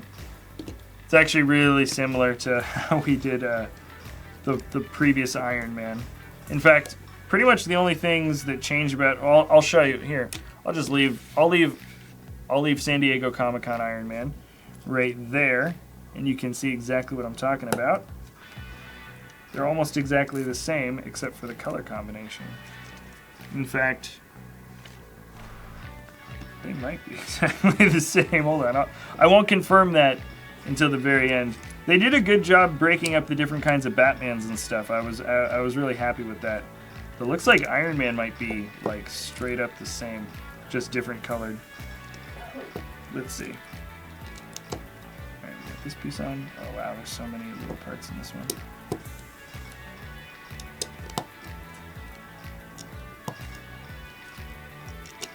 There's one side of the head. Boom. Sort of flip them over. Alright. Wait a second. Oh, it's not the same. It's almost the same. I'll show you the difference. It's really not much. Let's get this in. Get some yellow. There's a lot of parts in this, though. I like that there is so much little tile detailing here, though. It really does bring out sort of that kind of overly complex-looking mechanical armor that Iron Man has. It really does like look like that when you put it all together here. Yeah, let's put that in, and that in, and this in. There we go. And this single red piece there. Not bad. I'll show you the difference. It's really, I mean, well, I can show you the difference now. He's got a circle with studs. He's got a flat tile piece. I like the flat tile piece a little better. Oh, just broke that off. But that's the only discernible difference I can see aside from, of course, the printing and the colors of the Lego. So let's see. Let's get this on. Okay, and it looks like we're putting some of the back armor on, which is pretty simple. Yeah, this is exactly the same. That's a little disappointing that Iron Man looks exactly the same pretty much. But at the same time, it's like, what else were you going to do? I can't imagine that they could really change the shape of the body too much. All right. Because let's be real, the Marvel movie version of Iron Man, the actual armor, looks pretty darn close to how Iron Man looks in the comics. I mean, not totally, but it's actually pretty darn similar. So when you make a comic book version of them and in Lego, yeah, that's you're pretty much bound to get a really similar result. So this, here we go. There we go, and we just added this, and we should be getting, does he have, oh, interesting. So this Iron Man came with, hold on, let me just put the stand on and everything, just so it'll be totally done. Let's get that on, and this, and we are done. Okay, so here we go. Here's the comparison between San Diego Comic-Con Iron Man and the Brickheadz Iron Man, San Diego Comic-Con. So this is the kind of pain in the butt to get, but difference is, of course, this guy's got the comic book color, so he's much brighter red, and the yellow is different. You can totally tell that the yellow is different too. This is much brighter yellow. This is kind of like that deeper orangey sort of yellow. I like the colors here better. You know, like the highlights. It just looks a little bit nicer. This is very comic booky. I like the detailing here a little bit better, just because the chibi style sort of lends itself a little bit easier to the more simple comic book style.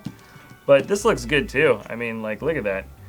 Pretty simple, you know, sort of detailing that make up the helmet. Honestly, the difference isn't really that much.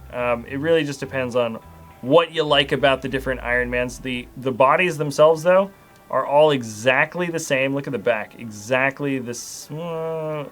They added a little bit more yellow highlighting back here, but I mean, the parts themselves are built in the exact same order. The only difference actually is, Iron Man from the San Diego Comic-Con has the little jet pieces coming out of the hands, and the side of his head is circular and studded with that little 2x2 round plate, and he has the square tile.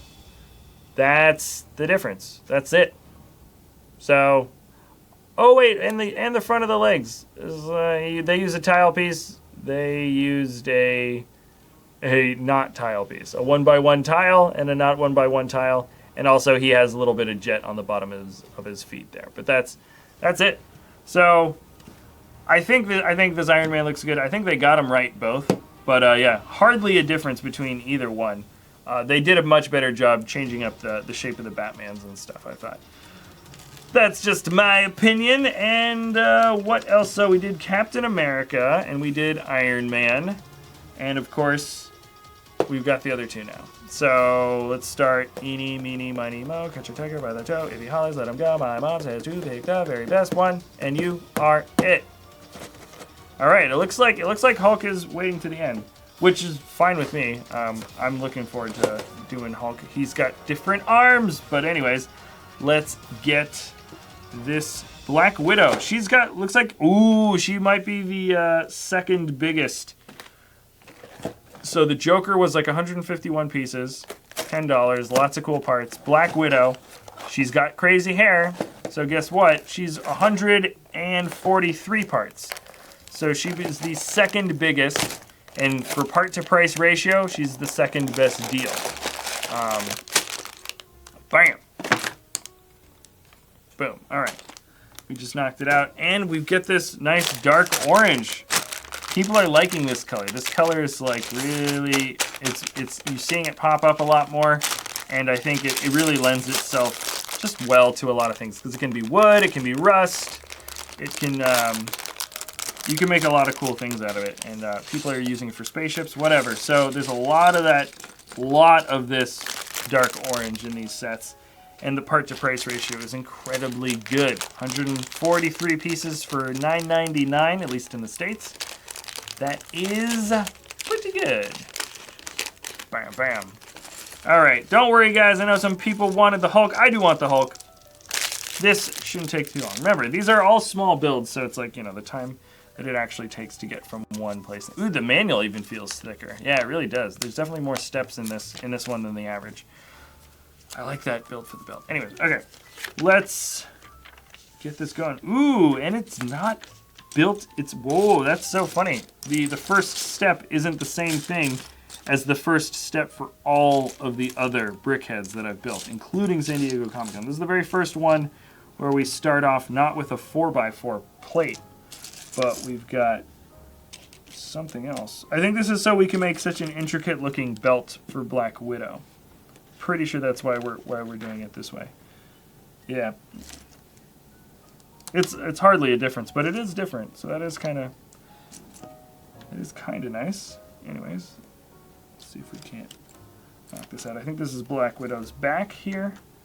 And then the other side we are building towards. Yep, and this is going to be for the arms. Oh yeah, and then the internal structure looks slightly different because I think they're actually making her waist one plate size thinner. I think. I'm not sure. I'll check.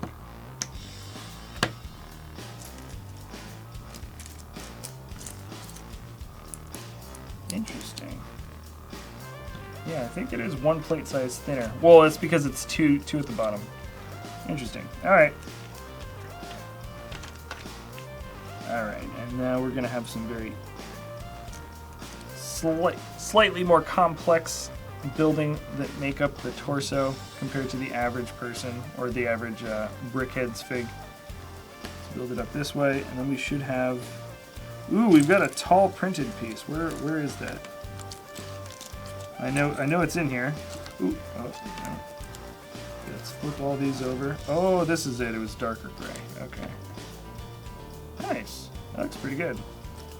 Let me build the other half on the other side. So here we go. Black Widow's a bit different. Which is interesting because, I mean, objectively, it's like how much detail do you think the character would have really had? She's got a black suit, like a very tight black suit with some, detailing, some like sort of electronic-y kind of detailing on the side. But I guess they really wanted to go all out with her utility belt.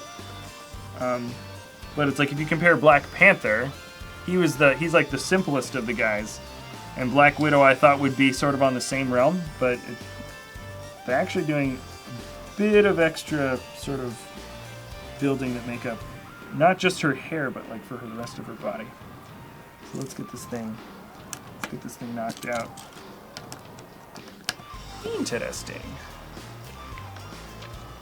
All right. Some tiles in there. All right, this is the belt. Nice. I think the belt looks pretty good actually. All right.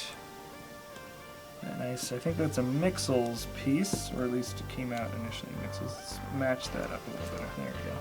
So there's her belt. That's good. That's a great looking front for the print matches up really nicely here, and that's a good front for the torso, definitely. And her arms look cool. She's got some mechanical detailing, or she's got those like cuff link things on her arms, which looks good too. Let's get her arms built. Yeah, she's just all around. It looks like she's got a lot better stuff going on for her. Get the arms built up. Yeah, she's got some prints on here. So she's not only does she have some extra detailing for the torso than the average fig, or the average Brickheadz fig, but she also has more exclusive prints that make up the body. So yeah, they did surprisingly good job. I mean, I'm not even like close to finishing her, but where's that other one? Is there only one of these printed? Okay, I don't know. Oh wait, never mind. I was looking for the wrong color. There it is. There it is, hiding underneath all of the brown. Let's get the other arm built, and there we go. All right, nice solid block. Let's build up the giant noggin, that big old blocky head. Get it done. Interesting.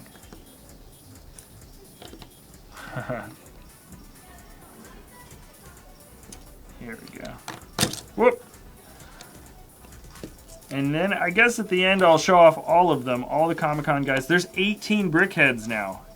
Like they feel like brand new because I honestly don't think the Comic-Con guys were like picked up that much steam. You know, like some people, you know, people found them, they got them and stuff, but they didn't really seem that popular.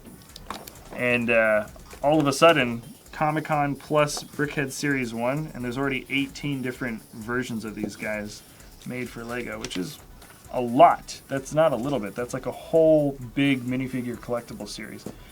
All right. Ooh, and let's see this. Oh, wow, yeah, this is already starting to look a little bit complex. She's got sort of a lot of offset hair pieces. So let's see. So this is the front of her. This is the front. You can already see the blue is offset, and that's because her hair is going to be kind of all over the place. Here we go.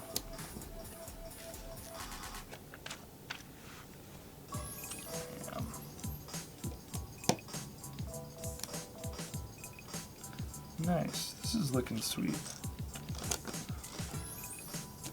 You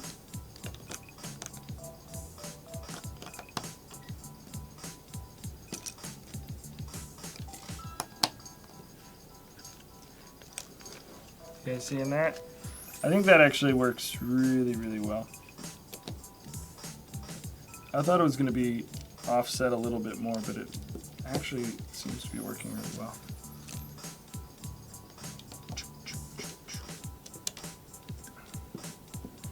Alright, let's get some tan on there. Oh, it looks like they're going to give her a bit of bangs and stuff on one side. Yeah.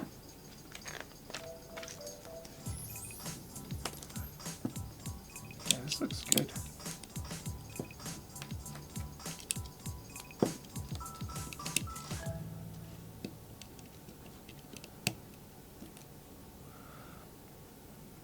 What's her name? Natasha Romanoff? Is it Natasha? I think it is. There we go. Bam, bam. Here we go. This looks good, doesn't it? Kind of creepy with the gray on the side, sort of like she's a robot or something. Like Ghost in the Shell. I hope that movie's good. Here we go.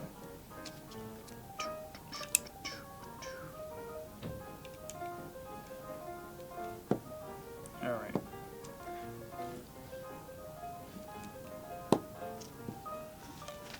Guys liking that old... What's the genre of this music? It's kind of like ragtime. Here we go.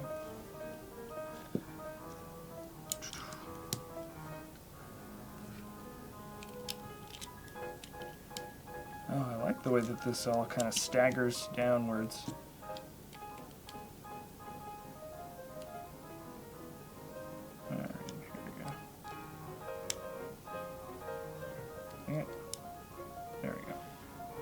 There we go. So she's got a lot of these side bits of hair here, but I think that's going to really smooth out in just a minute.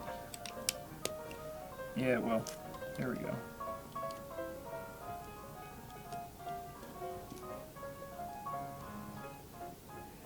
Huh. Yep, this is where all the extra parts are going, that's for sure.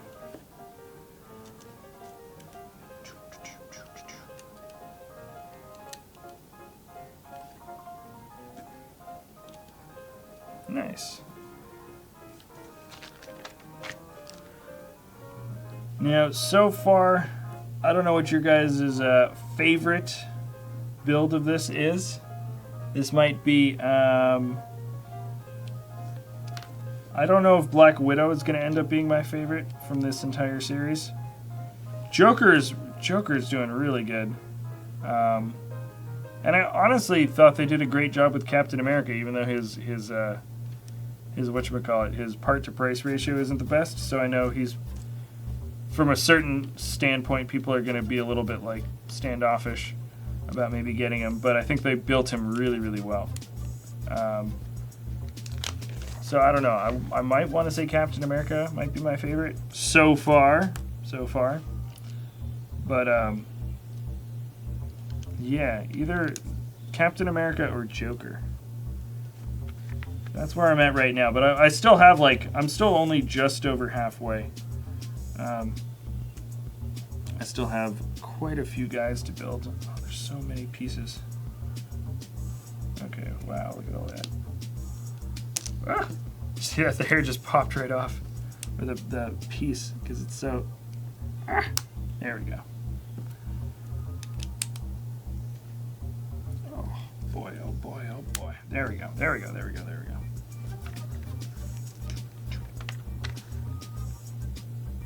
Nice. All right, so that's what her hair looks like, complete from one side. Really good. Look at that. Look at that kind of bob thing going on. Oh yeah, this is gonna be a popular fig. I think people are gonna really like it. They did this is a really, really good design for hair. There we go. Let's get the tiles in.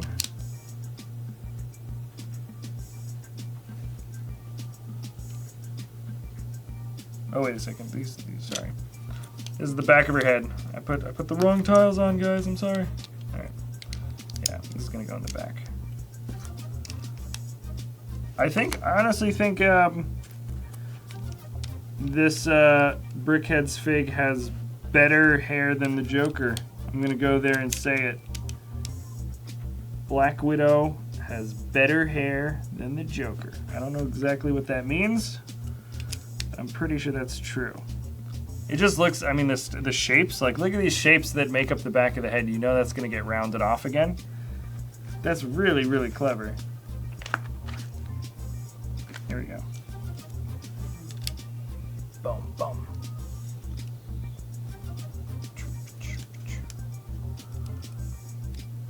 All right, here we go.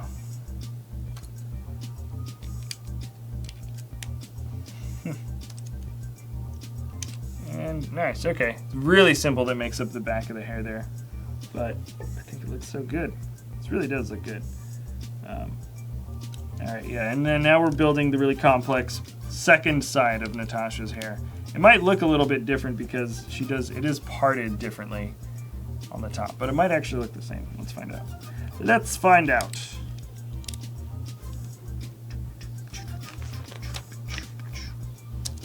Alrighty.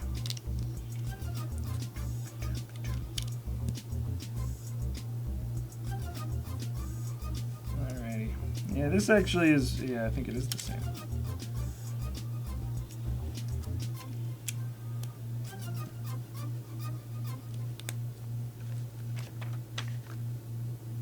Yeah, they really did a good job on this hair, though.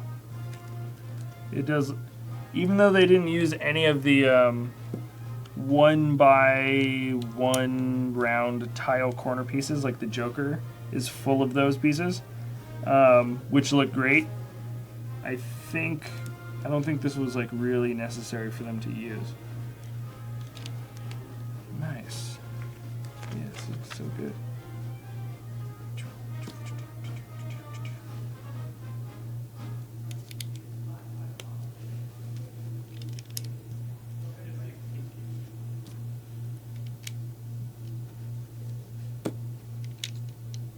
Just about there. Once this hair is done, she's pretty much done. And just a couple more pieces, really. Yep. Yep, hair's done. I will show you guys in very close detail. Ooh, she kind of like rolls around. most of the Brickheadz figures don't have a round head, so you can't do that. But Natasha Romanoff, you can. Here we go. She gets her little batons, her sticks that she beats people up with. And here we go. This is it. This is right here at the end. Whoa! And they even like, wow, like even her legs are designed different. Her arms are different. Her legs are different. They really redesigned so much of this fig, which is great. Or just the basic elements of the figure. Yeah. So she's got like knee pads on the sides, or like armor legging on the sides, or it looks like just like sort of ammo belt, or you can even like cargo pants or something, you know, where she has like equipment in the side.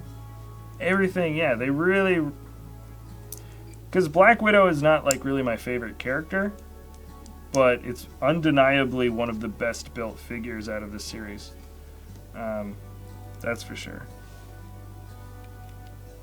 Sometimes you can't just like your favorite guy. You also have to just concede to the fact that even people that you're not really that into, or characters or superheroes that aren't your favorite, might actually just be better made. This one is better made. There it is, Natasha Romanoff, the second largest of the Brickheadz figures. And there she is. Really well put together. She's got... I like that they just left that open. Oh, wait a second. I don't think they're actually supposed to leave that open. Yeah, there we go. She's got the belt here. Sticks out the back. Comes all the way around. There's so much stuff that sticks out of this figure, but it doesn't really look too nutty. So we've got some printing on the side that shows her sort of, she's got those like little wrist things, I don't know, little blue light. And there's a print on a tall 1x2, which is kind of nice. Shows a little bit of the cut there. The belt, this is close up of the belt in the front. It's got a bit of a clip there with the two sort of mixel pieces thrown in. And the face is great. She's got the bangs that come down the one side. The hair is just a little bit offset. Shows the part, you know, on one side of her hair, but not by a lot. And then everything else is put together really, really well. You can see the curves come up for the bob. There's a few studs that show, and it's just rounded off perfectly even in the back. And it kind of curls under just a little bit. Not a huge amount, but it curls right under there. Really good fig. This is like, this might actually be one of the best Brickheadz figs built. I mean, like just in terms of the way this thing was put together. She's got her batons. Awesome fig. Super awesome fig. Really happy with that. And I'm glad that we got a good one because I've been looking forward to the Hulk. I've been looking forward to the Hulk the most. We're going to do the Hulk and then Beauty and the Beast with Belle at the end. But we're doing Hulk, bam. And then I'm going to show off after that. I'm going to show off every single one, including the San Diego Comic-Con figs. We'll just try to get them all out on display all at the same time. Booyah. All right, let's get all the spare parts out of the way. By the way, the Hulk is 93 pieces. About the same as Iron Man, a little bit less than average, but relatively average. Parted out, he's pretty much the same. And okay, there's his stand. Got to fold that manual back. Every single one of the manuals is kinked, like real bad. But anyways, I know a lot of you guys are looking forward to the Hulk. I'm looking forward to him too because they redesigned his arms to look beefy, and I thought that was a good way to do it. Boom. Okay, so one big bag and the second one. There we go. Oh yeah, this is way small. You can even, when you have the Black Widow or the Joker Brickheadz fig, they feel way heavier than the other guys. Because not only do they have 50% more or whatever parts, they have usually those parts are actually bigger and heavier on their own. They're not just like little tiny tile pieces or something. Booyah! Let's get this going.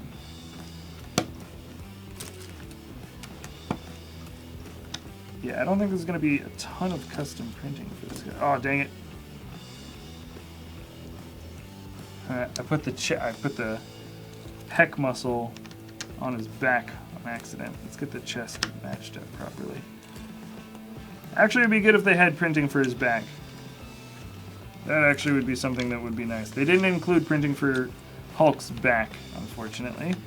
I mean, it doesn't really matter, but would have been one extra detail that would have been a little bit nicer. Here we go. We've got a couple of red highlights. Wow, this guy's going to get built so much faster than Black Widow.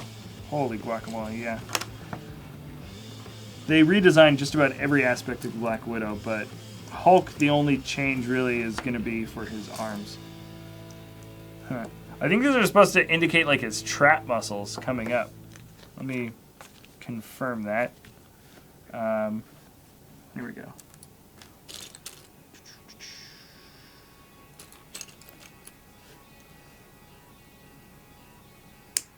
Alrighty.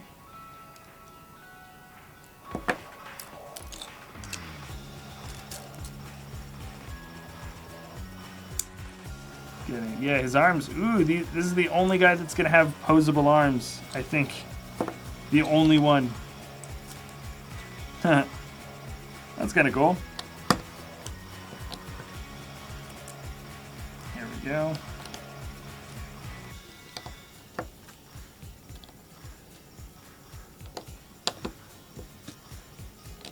we go.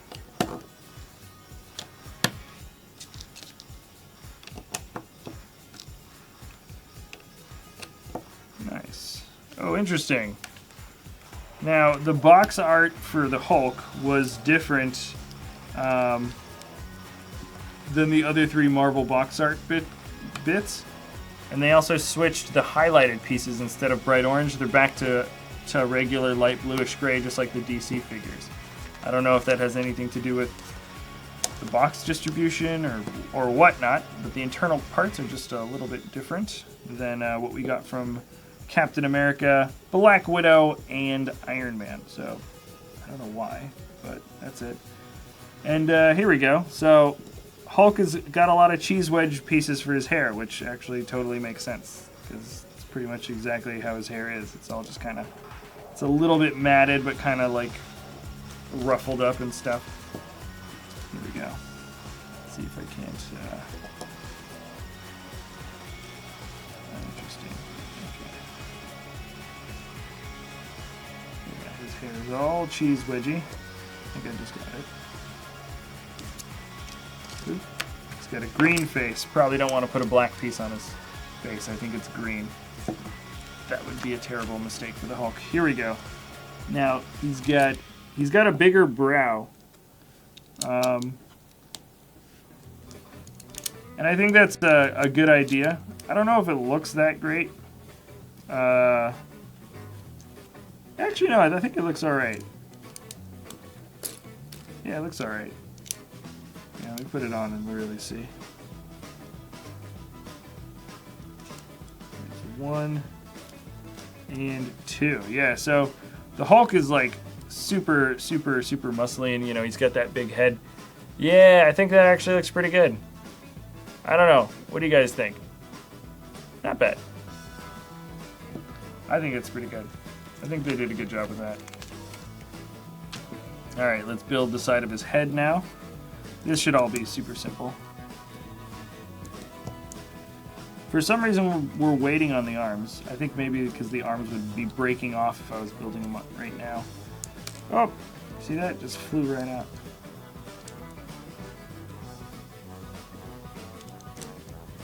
Alright, and it looks like the Hulk is going to have some kind of messy hair going on.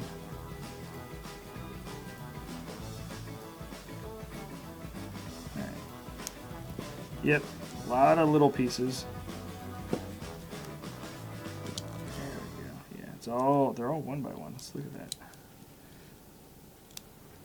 Not bad, not bad, not bad. And, boom, he's got a green ear. Can't forget the ears, guys. The ears are what it's all about. Let's move on to the other side. These almost feel like robots with their kind of gray interiors. Like when I build them, it always feels like I'm like building up the exterior shell of a robot. Just like kind of the vibe I get. Okay, I'll put some green on there. And everything else here is just 1 by 1, 1 by 1 square.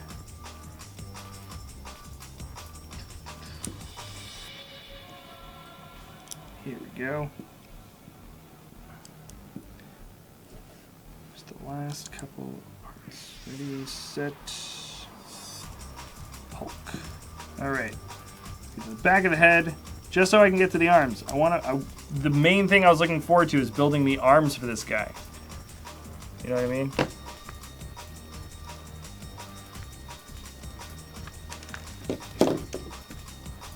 Alrighty, let's do that. Yo, Jack, you need to shave. Heck yeah. Yeah. No, I'll shave at some point. It was just I've still got the traveler look. I was on vacation, man. Alrighty. Let's get this going. We're almost there.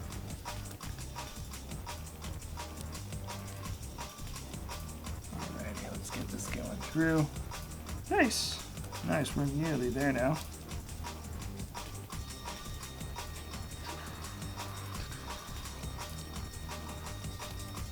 Alright, there we go. So now the hair is done. I think the hair looks pretty good, actually. Let me get this thing through here. Alright. And And there we go. All right, this is it. This is what I was looking forward to since I saw the picture of this guy built. Is the actual construction of his arms. That's kind of funny. Let's see. So if he puts it on like this. Oh yeah. Oh yeah. That's actually pretty funny. There we go. Because you can see just the shape of his hand, the back of his hand, and the thumb. That's what it's all about. So let me get the other one on, and I'll show you what I'm talking about. Whoop, there we go. There it is. So he's got two little arms.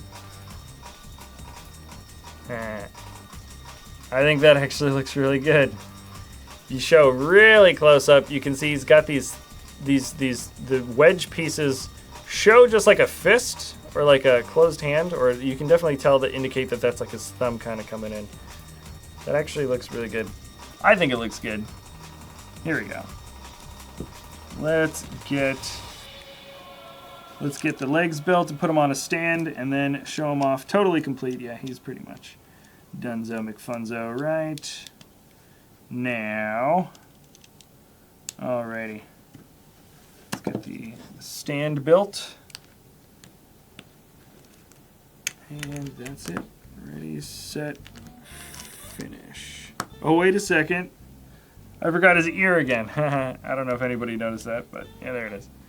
His ear was off. All right. So I think the Hulk wins some pretty good unique factors, just like, you know, because it's how do you make the Hulk look like the Hulk if he's exactly the same size as everybody else, right? The indicating factors are, of course, his giant brow. It looks a little awkward, I'm not going to lie, but I prefer having it there as opposed to just having him have a straight face. I think the brow actually definitely makes the look a little better. Very simple chest printing. Nothing on the back. Kind of would have been nice if we had like little back trap muscles or something like that. And then his arms are slightly posable.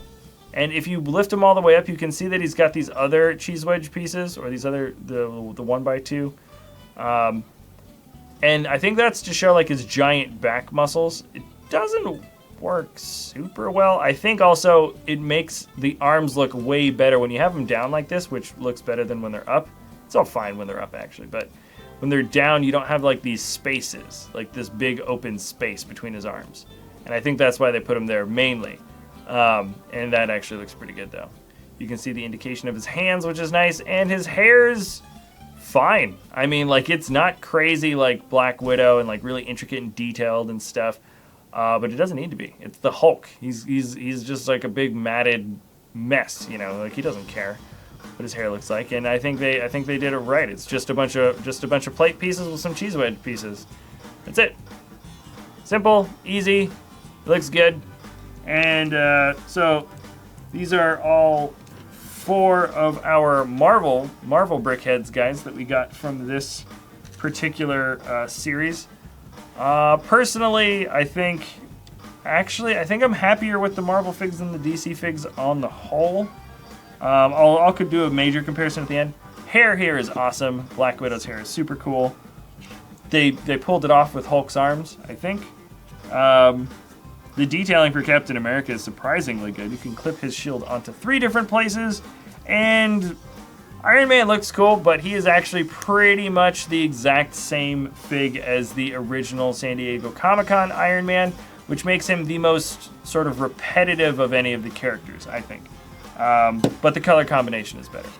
Anyways, let's move on to the last 2. And the different ones, I mean, obviously, this is being released in conjunction with the Disney, The Beast, the Beauty and the Beast live action film. So, I don't know. Eeny, meeny, miny, moe, catch a tiger by the toe. If he hollers, let him go. My mom said to pick the very last one, very best one, and you are it. I messed that up. I don't care. Still going with Belle. I said very last one, and then I like skipped a thing. Anyways, we're opening Belle up. By the way, Belle is 139 pieces, so she's one of the larger ones. She's one of the larger Brickheadz. I think it has to do with both her hair, and guess what? She doesn't have feet. She's the only Brickheadz person without feet because she's got a dress on, so that's pretty unique. Let's get it open. Oh, by the way, hold on. Well, I cracked the box, but there it is. You have 2 other Brickheadz guys that are coming soon. Let me get that as close as I can without the camera wigging out. You see him? Who's that? We got Jack Sparrow. And then I think this is the bad guy from the new Pirates of the Caribbean movie. Is his name there? Armando Salazar. So there's Armando Salazar and Jack Sparrow. Those are the 2 other Brickheadz guys that are going to be coming soon. I don't know why they weren't released in this series. I don't know why. But anyways, that's what we got. That's what's coming out soon. I think the Jack Sparrow fig looks really cool. The Armando Salazar, I just don't know what the villain looks like very well. I saw him in the trailer for a second, but I don't know. I've got nothing to say about that guy. But Jack Sparrow looks good. Boom. All right. So 143 pieces. One of the larger, or 139 pieces. So she's 3rd largest, assuming, of course, the Beauty and the Beast guy. How much is the Beast? Oh, 116. Yeah, okay. So she's the 3rd largest. And ooh, we get some nice light yellow.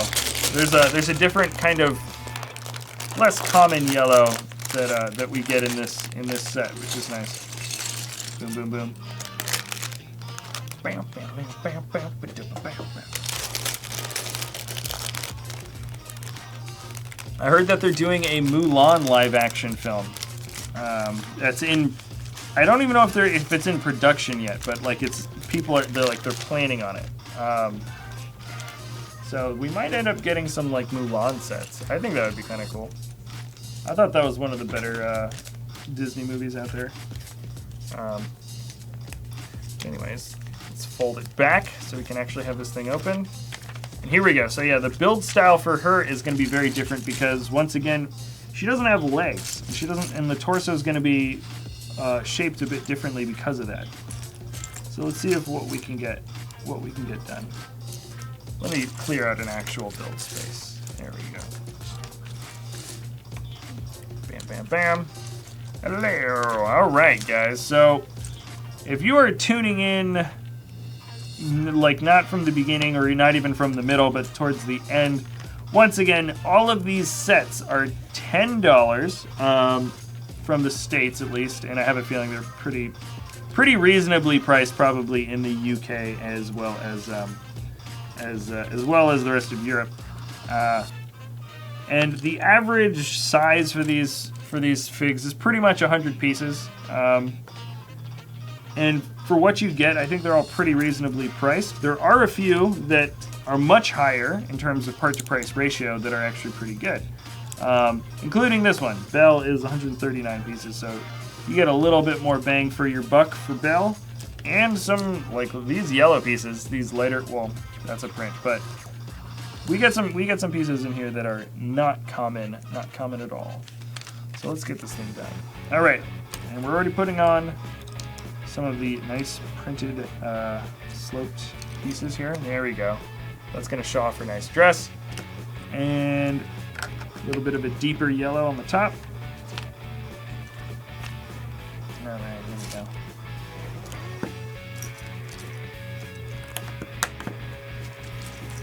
I wish I was ambidextrous. You know those people that can just do things perfectly with both hands?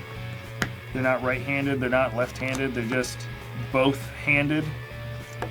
That would be great.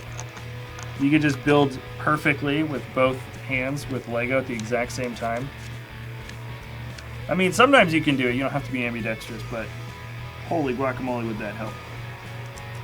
All right, here we go. All right. Ooh, yeah, I should probably put her dress piece on here. That looks good. I like that they kind of matched up, just like the print here. But that's I think that's her big waistband, or like her, the sash type thing that wraps around in the front. I like that they used actual Lego parts instead of trying to print that particular detail on that. That actually works really well. Ooh, interesting. Her arm is built in a few different separate units, which is kind of different. Build this one on, build the next one on. It's going to make up her clips for her long gloves, and then once again we are putting on the rest of the dress. Say yes to the dress. Okay, no, I'm not making a reference there. Let's do this. All right. Okay. Ambidextrous. All right. Let's get this done.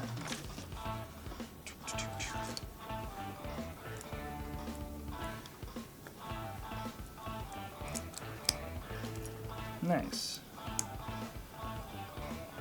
So, I like these light yellow pieces. I don't know if they're more common in maybe like friend sets or elf sets that I don't really buy, but I never see this color. I mean, I never see this color. So I'm not sure if we're getting some of this stuff molded for the first time in this really, really nice creamy light yellow. But either way, I think this has got some of the nicest pieces out of any of this stuff. A lot of printed stuff too. This has the most special prints. 1, 2, 3, 4 of this nice print at the bottom. That can be used so well for drapes. This is a part for her dress that's really, really, really useful. Oh, and there's the. Oh, that's such a good build for the. I'll point it out better, but that looks really good. All right, I'm liking the way that this figure. In fact, all the female figures seem to be designed like really, like I think a little bit better than some of the other guys. Because Black Widow is like much better than I thought. Just because the character I thought was really simple in design, but they managed to just bring out a lot of extra details. Here, looks like it'll probably be the same case. Here we go. We're back to really big highlights on the inside, these orange pieces. And there's the brain. Stick it in. Let there be life. Okay. All right, and then this is the front. So there we go. Interesting. Getting some very interesting sort of design choices here. We're gonna have a joint here at the back, and I'm not exactly sure why. I'm assuming that piece is gonna go in there. It didn't ask me to do that yet, but I'm pretty sure that's how it's gonna go. All right. Interesting.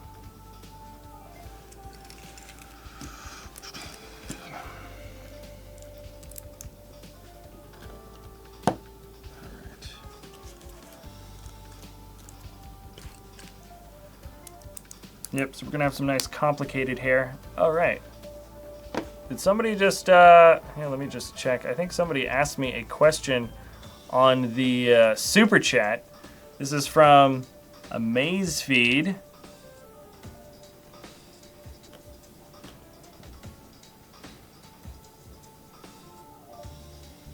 Okay, it's not a question. In fact, I think it was just somebody trying to gain subs. What is it? Is it a question? How about something unique on how to gain? Oh, okay. Sorry. I missed. Thank you, Mike. I said I didn't realize. I thought it was just like, oh, I want to gain subs. Content and relevance. Something we made.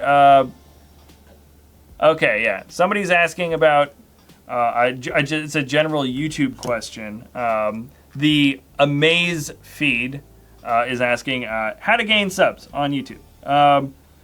And that's, I mean, there's a million pathways to do that. I mean, I don't know. Here at BrickVault, we got lucky. I mean, this channel started off with a pretty good promotion from my brother's channel, because this is like a second channel that was actually initially started by my older brother Charlie, who runs Level Cap Gaming.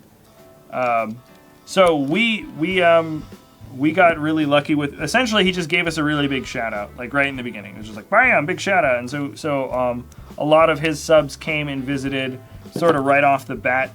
And what that does is when channels have a certain amount of initial subscribers that kind of just watch the first video that you put out there, it allows your video to kind of show up on other popular search result feeds, and then more people see it.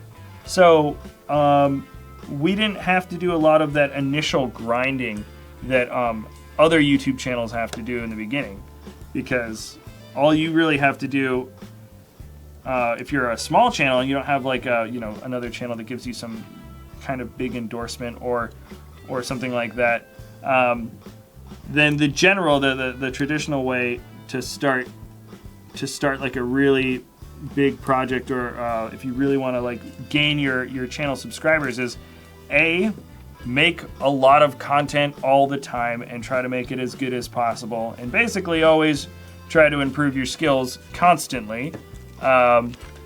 B, make sure that you're tagging your videos properly. I know people that make great content, even other like Lego YouTube channels. There's this thing called vidIQ, which is great. It's a free program, and it basically allows you, it tells you like what tags you're putting in your video that kind of like are helpful and not helpful. We actually stopped using it just because eventually you kind of just figure out what tags are good and what tags are bad. But if you're not properly tagging your videos, then your video, even if it's great, isn't really going to be getting a lot of exposure. So there's a few logistical things that you have to be aware of that will initially help you out. But I mean, there is no such thing as a YouTube channel that at least that doesn't know how to like hold an audience. You know, there's channels that you can say are bad, and there's channels that you can say do bad things or that produce not good content, but they're at least aware of their audience. So I mean, because there's an audience for everything. So generally speaking, make lots and lots and lots of content. Listen to people's feedback. We're constantly looking at the comments here on how to do things. There's lots of good ideas that people keep asking us to do that we want to do, and and then at a certain point, it's like, how much time are we going to have in order to make it? And people have really great ideas on like, oh, you should make an episode like this. And we're like, yeah, we totally should. Oh wait, that's going to take us like so many production hours, and so it's like it's a balance between making time to do stuff and just working on stuff. If you're really in the business for being like a YouTuber and you want to have a big channel, also a really important aspect is enjoy what you do. You can make a YouTube channel about anything. So you have to really enjoy it, because guess what? You work on it all the time. Like it's not just like a regular 9-to-5 job where you clock in and you clock out, and if you didn't finish what you set out to do, then somebody else will pick it up when they get your shift afterward. It's not like that. It's not like a regular job where you can kind of show up and, oh, I'll just work light today. If you work light one day, then you got to work extra hard the next day, because guess what? You're doing everything. So really enjoy the content that you like creating, because yeah, we got it. Oh yeah. Oh, that's funny. Well, thank you. We just got another clone donation from Clone Commander GT86, who once again asked the actual same question earlier from Turtle Pebbles, which is, what is my all-time favorite set? All-time favorite set. Once again, Ultimate Collector Series Slave 1 from Star Wars. It's an awesome ship, and they did a great job putting it together in Lego. And there's something I think fascinating about creating a ship that is like perfectly accurate, or I think it was like nearly perfectly accurate to minifigure scale. So not only is that like a really hard feat for the designers, but to make it look as good as it did, and also they said, okay, it's got to be this many studs high and it's got to be this many studs wide, and then they found the proper parts that also fit in perfectly. So to give you an example, the Ultimate Collector Series TIE Fighter, awesome set, super cool. The parts that are used to create that TIE Fighter look so good. but they just found the right proper parts to do it. So they built it larger than minifigure scale because it looked best just kind of at that particular size. Whereas the Ultimate Collector Series Slave 1 not only looks immaculate, they built it to a very specific T in terms of what exact size and shape it was supposed to be. And that in and of itself is an extremely difficult thing to do, to make something look perfectly accurate for minifigure scale and just look so good. So all-time favorite set, Ultimate Collector Series, Slave 1, for sure. Thank you for the question. Thank you for the donation. We appreciate it here at BrickVault. Sorry, did that sound like a newscaster?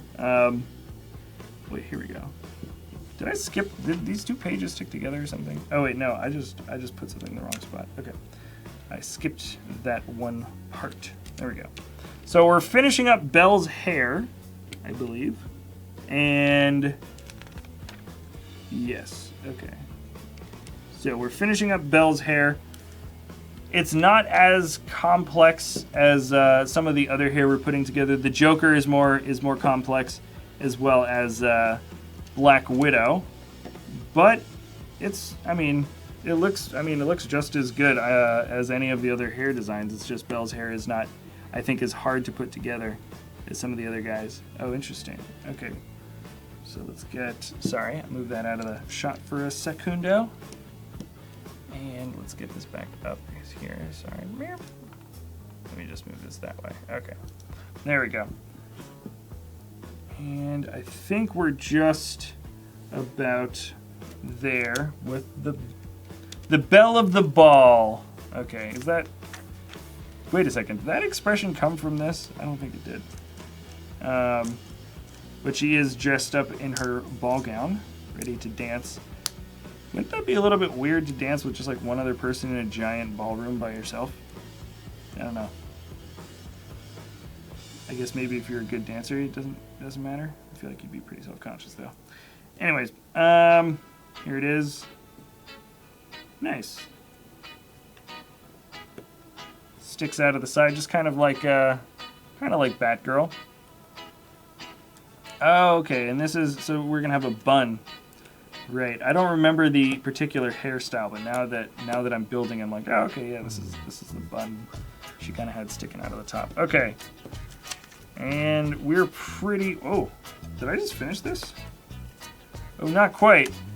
Oh, the stand is also slightly different because Belle is bigger, because her dress is bigger, so the figure's bigger. So the stand is actually different. Huh. That makes total sense. Okay. Put it together, bam, bam, and bam. All right, so there it is. The stand is complete. It's a little bigger, it's a little longer, basically. And she should be able to fit. Yep, there it is. Nice, look at this. I mean, you don't have to be like a fan of Beauty and the Beast. You don't have to be like really into this particular Disney movie or even in Disney in general. The fact is they did make a good Brickheadz fig. I mean, according to this chibi style, the way they do it, they did a good job with her.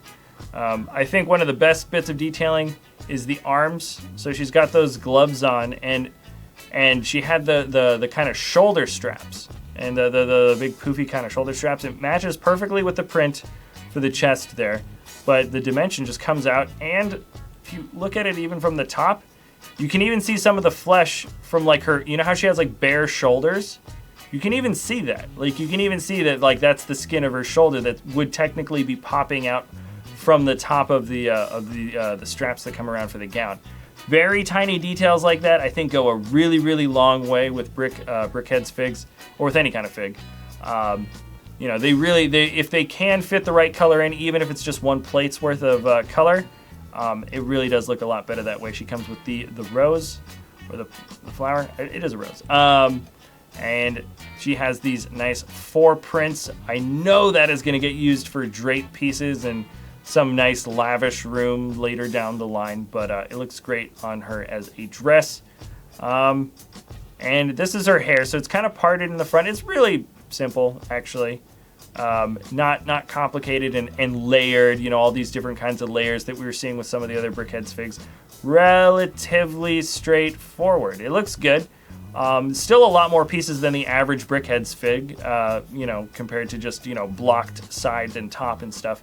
It's got a little bun, so she is the third largest in terms of part to prices, and pretty good. I think this is a pretty good one thing. Boom. All right. So that's Belle, and guess what, guys? The last one. I don't know how long we've been streaming for. 2 hours, 25 minutes in, man. Boom. All right. 2 hours, 25 minutes in. This is the last one. 116 pieces. Once again, if you guys didn't see what the other two Brickheadz figs that, like, I don't think they've even released the pictures for these guys. Well, I don't know. I don't know if there was an embargo on this image until very recently. But anyways, we get a Jack Sparrow and then Armando Salazar. That's the main, I think the main bad guy from the new Pirates of the Caribbean movie that's coming out soon. Anyways, so those are the other two Brickheadz figs that you can look forward to getting in the near future. And we are opening up this bad boy. Boom. So this is the 18th Brickheadz figure I've built in my life. And there are only 18 Brickheadz figures out ever right now. So this is the final fig of Series 1. Are you guys excited? Let's get Belle's instruction manuals. All right. Whew. Okay, gotta bend it out, bend it out. Boom, boom, boom, boom, boom. Okay. All right. Gotta say, this streaming stuff is nice. I do like being able to just sit down and just like sort of relax build. I mean, you have to still pay attention to the cameras and a few little things, but it's just basically just hanging out, building, and I think also it's nicer being able to just kind of stream of consciousness do a review. Sometimes when I'm reviewing and stuff, I don't know, like I don't mess around with the set as much. I'll bring it into the light box, and as I'm moving things around, I'll discover things. And I sometimes I'll do a review really quickly on the VO, and I'll get distracted with the computer or something, and I might forget something like during another review from time to time, where I feel like that never really happens during a live stream, which is nice because it feels just like you're having a conversation, and so you kind of discover more things as you build and as you just talk about it. Here we go. This guy, 116 pieces. He's slightly larger than average, not by much. All right, we've got this back to the gray highlighted pieces on the inside. And where's that print? There it is. Not bad. Okay. Oh, I like this. Okay, he's got a bit of extra detailing here that make up the sides. It's going to show his awesome blue coat.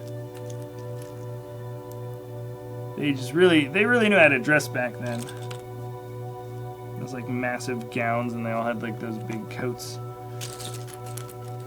Yeah, look at that. That looks good. I like the blue and yellow color combination is always a good color combination. Not just because it reminds me of classic space. I think that's very pleasing to the eyes. Totally biased to that. I just like the particular. Ooh, yeah, and they made his arms bigger too. Remember, he's Beast. He is a beast. Beauty and the Beast. So they made his arms just a little bit. I mean, not by a lot, but they made him slightly beefier than your average Brickheadz arm, which is just a subtle detail that's nice to include. You know, they did this. I mean, Hulk's arms are bigger because Hulk is way bigger, but it's nice when they include little details like that. You know, the people that make these sets, remember, they pay attention. They pay very close attention as to how something should look. So Beast has got just the ever so slightly larger arms. He also had, I think, maybe poofy shoulders for his actual suit or costume that he wore. He might have. I don't know. Alright, guys. Alright. And booyah. Booyah. Alright, let's get this built up as quickly as possible.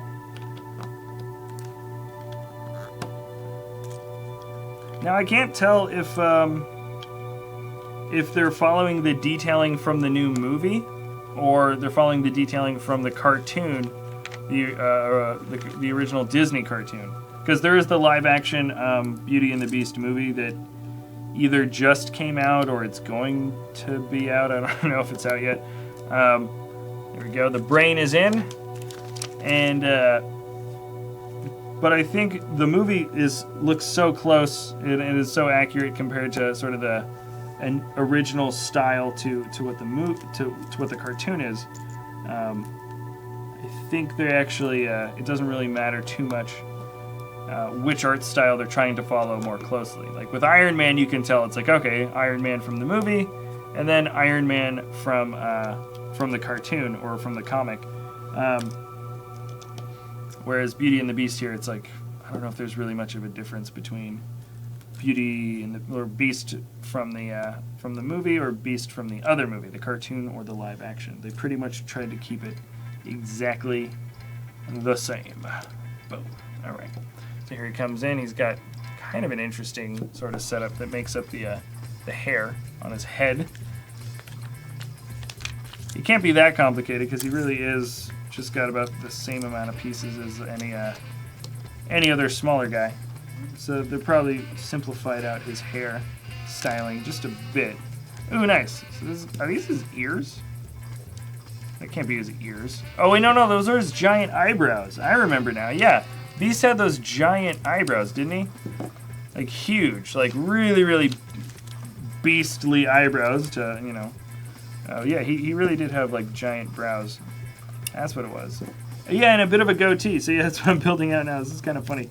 I do like that they used like a bunch of, like they're using a lot of different colors here. So we've got like the kind of reddish, like the brownish orange or reddish brown or something, and then regular, there's reddish brown, and then there's dark orange, and then we've got like the sort of tan stuff going on, like, but not quite tan. It's like, oh man, I should learn the official names of the colors, but yeah, lots of different colors involved here, which is the point I'm trying to get at. Is it looks good. Ooh, interesting. Yeah, he had like these big bushy brows and just like fur kind of sticking out of the sides of his head. Still doesn't look like much of a face yet. That's because we don't have the eyes yet. Yeah, this is where his eyes actually go.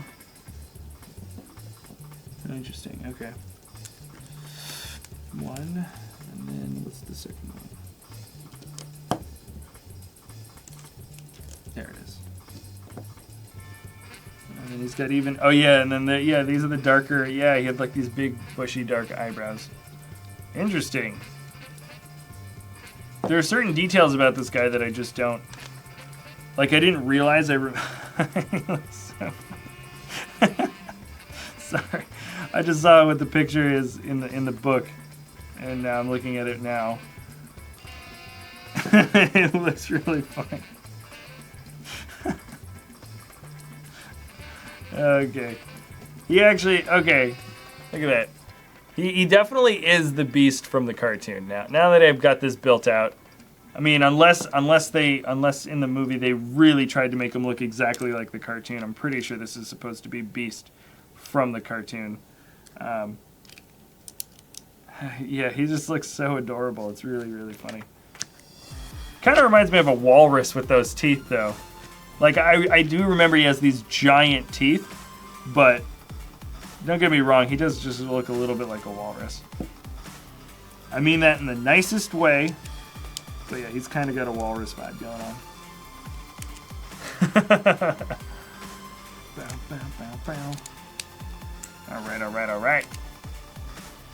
Here we go. We're nearly there, guys. I'm going to remember, at the end of this episode, I'm going to be showing off every single Brickheadz guy together. I'm going to zoom the camera out a little bit and you'll be able to see all of it. All of the San Diego Comic-Con guys, all of the Series 1. There'll be 18 Brickheadz, which is just nuts. I mean, it really is nuts. Here we go. And the last of it, oh, dang it. Did I just build it onto the back of his head? Oh, dang it, I'm so dumb. I just built that onto the back. I should have built it onto the other side. It all just broke off in one piece. That was nice. Okay. Lucky ducky. Okay.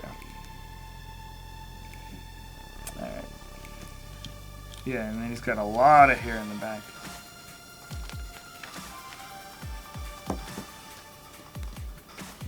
Alright, here we're just about there. I just want to, this feels like a sprint now. I just want to finish this. It's like the last 20 pieces. I don't know, the back of his head actually doesn't look that good. Oh, he's got a bow. That's nice. I didn't see the bow. Still doesn't look that good though. Okay. Alright. Yeah, he's got the bow in his hair. For like the long sort of mane that he wears.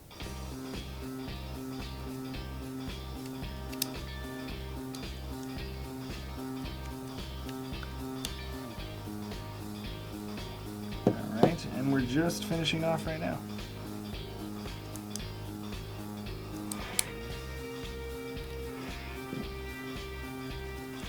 Right.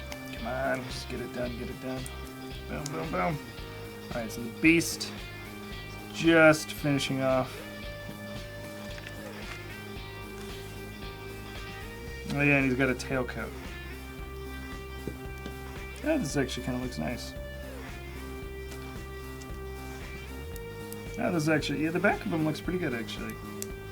Because it's a really sort of fancy tailcoat. There it is. That looks good. Okay, never mind. The back of him does look pretty good. Here, I'm going to show it closer. Okay, yeah. Is there anything else I need to build? Oh yeah, of course. Can't forget the important detail. His tail. Okay. Alright, he's done. Look at this guy. Okay, that's officially the most adorable face for any of the Brickheadz guys. I think that just looks ridiculous. It's great. He's got but they really did stick well with what he had. He had that pointy, hairy chin, and then you can see just that indication of the mouth with that darker reddish brown there. And then he's got these giant teeth. Giant. They look like walrus tusks, but they're really just supposed to be his like big teeth that stick out. And then he's got the eyes just look really funny, but giant brows, which is true. This is actually like, yeah, but he did have those giant brows, and then a little bit more fur kind of sticking out from the side to indicate the brows sticking out. And then hair is super simple on the side. It's a bit layered. Also, he did kind of try to look fancy. Like he tried to do his hair up a bit for this scene, for the ballroom. So yeah, I think that is pretty accurate actually. He kind of rolled it a little bit. And then there it is in the back. He's got a darker ponytail. Little blue ribbon to match up with his awesome jacket. Look at that jacket. It's all yellow and blue. I think it's like gold in the cartoon, but there it is. And then he's got that tailcoat. Yeah, the tailcoat actually looks pretty good in the back, and a tail that sticks out of his tailcoat. Haha, pun intended. No, okay. Shoulders are a little beefier than the average brick-built figure guy, just by a plate, or just by a single plate piece. But that's it. That's this guy. Hold on. I forgot to build his stand, but I'm going to build his stand. There we go. 1, 2, 3. Stand done. There he is. And now I'm going to bring out, well, first let's bring out Belle. This is the happy couple. But really, I'm going to move this manual out of the way, and I'm going to zoom out a bit and get all of the heads in. First, I'm going to show Series 1, all of Series 1. And let's talk about best to, I don't know, not best to worst, but just point out some of the favorites. All right, let's see how well I can, okay, let's put these guys, okay, I'll keep them kind of centered. All right, there we've got the two Disney figs, not much for Disney, and let's try to put Marvel on one side and then DC on the other. So we've got Captain America and Iron Man, as well as Black Widow. Yeah, I'll put Black Widow kind of here. And okay, Hulk will actually. You know what I'm gonna do? I'm gonna hit this button. There we go. That's better. So now you can see them all a little bit better. All right.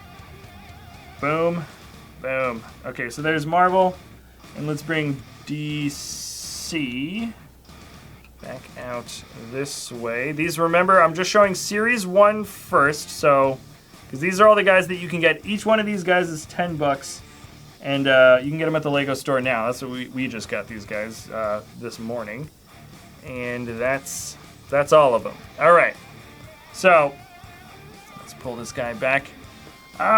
Let's see, favorites. Okay, let's see. Best part to price ratio, in order from best. Well, to the top 3 is okay.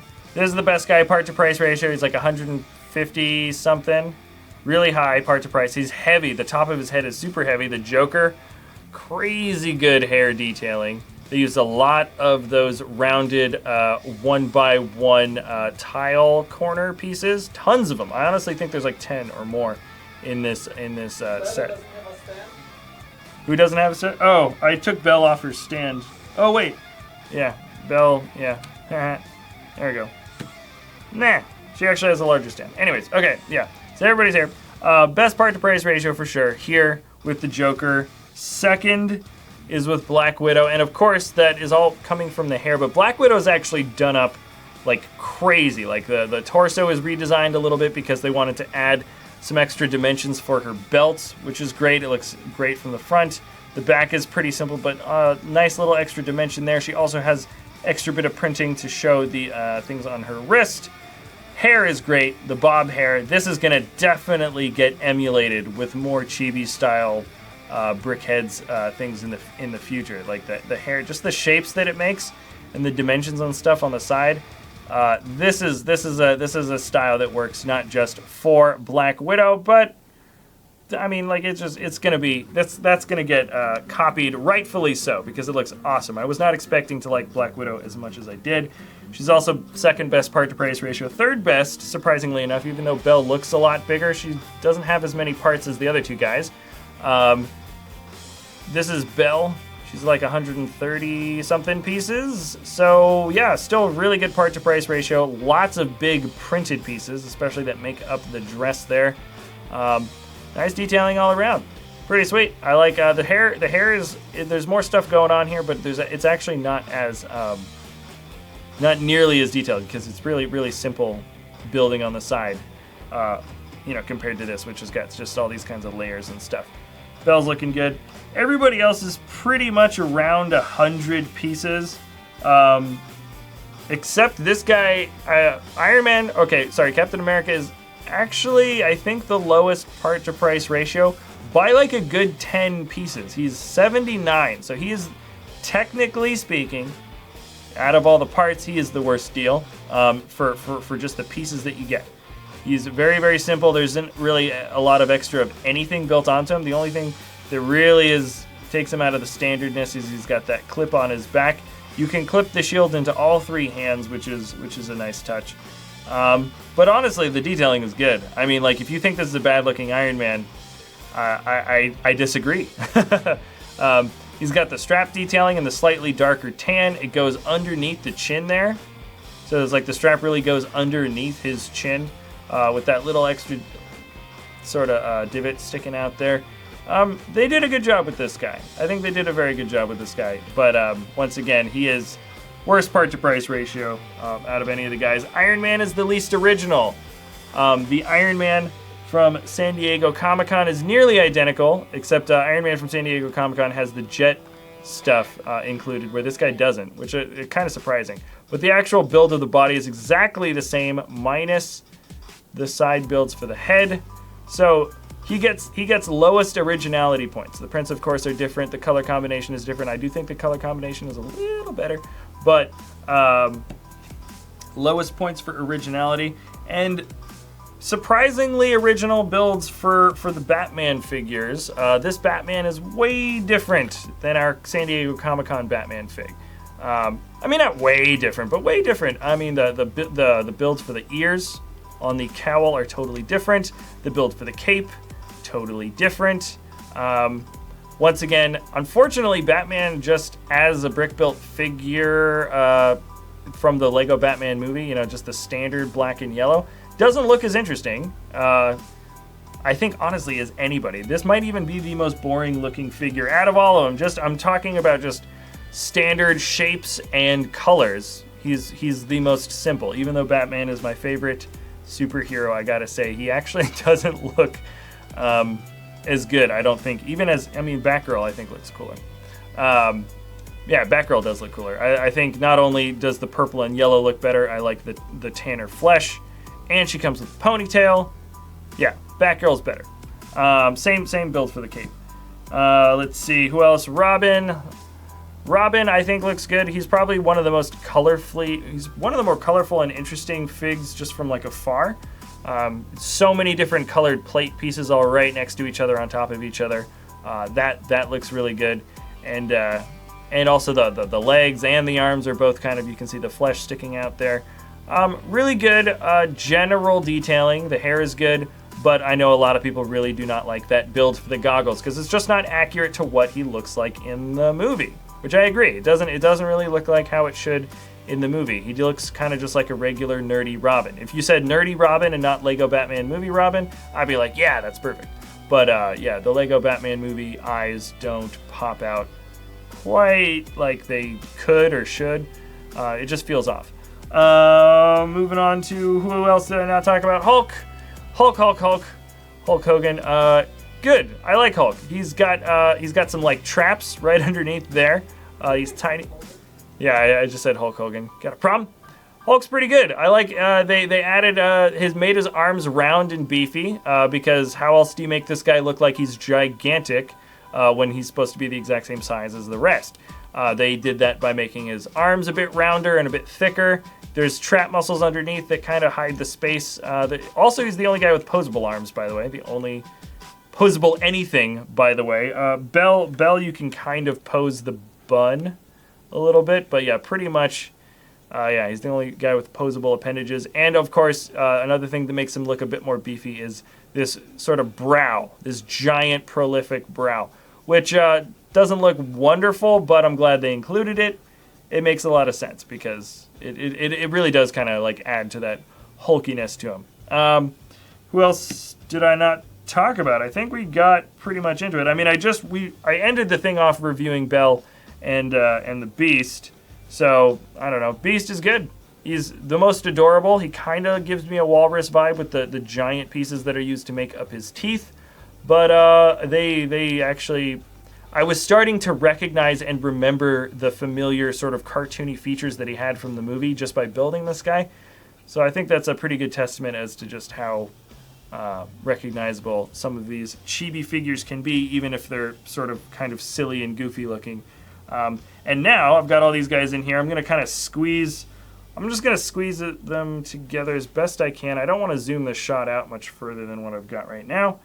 But let's get all of the Comic-Con figs in as well. All the Comic-Con Brickheadz guys. So this is 10 Brickheadz. Here's Captain America. Comic-Con Captain America. Comic-Con Captain America. And then the Brickheadz guy that we just got. And then here's Joker. Comic-Con Joker. The lips, I think the lips look way worse. I think this guy's Joker's face looks a lot better than the other one. Actually, the hair too. I think, honestly, I think this guy looks better. Even though it's original Joker. You gotta like original Joker, but this guy looks better. Let's bring that guy in, and then push him around. It's gonna get crowded, guys. It's gonna get crowded. All right, I just showed this guy off a second ago, but we've got the two Ironmans, almost the exact same. This guy's got the more comic book coloration. This guy's got the Avengers or Age of Ultron or just regular Iron Man colors from the movies. And moving in, Batman. No. All right, let me move these guys over. Batman. So this is Adam West Batman, basically. This is like 1960s Batman.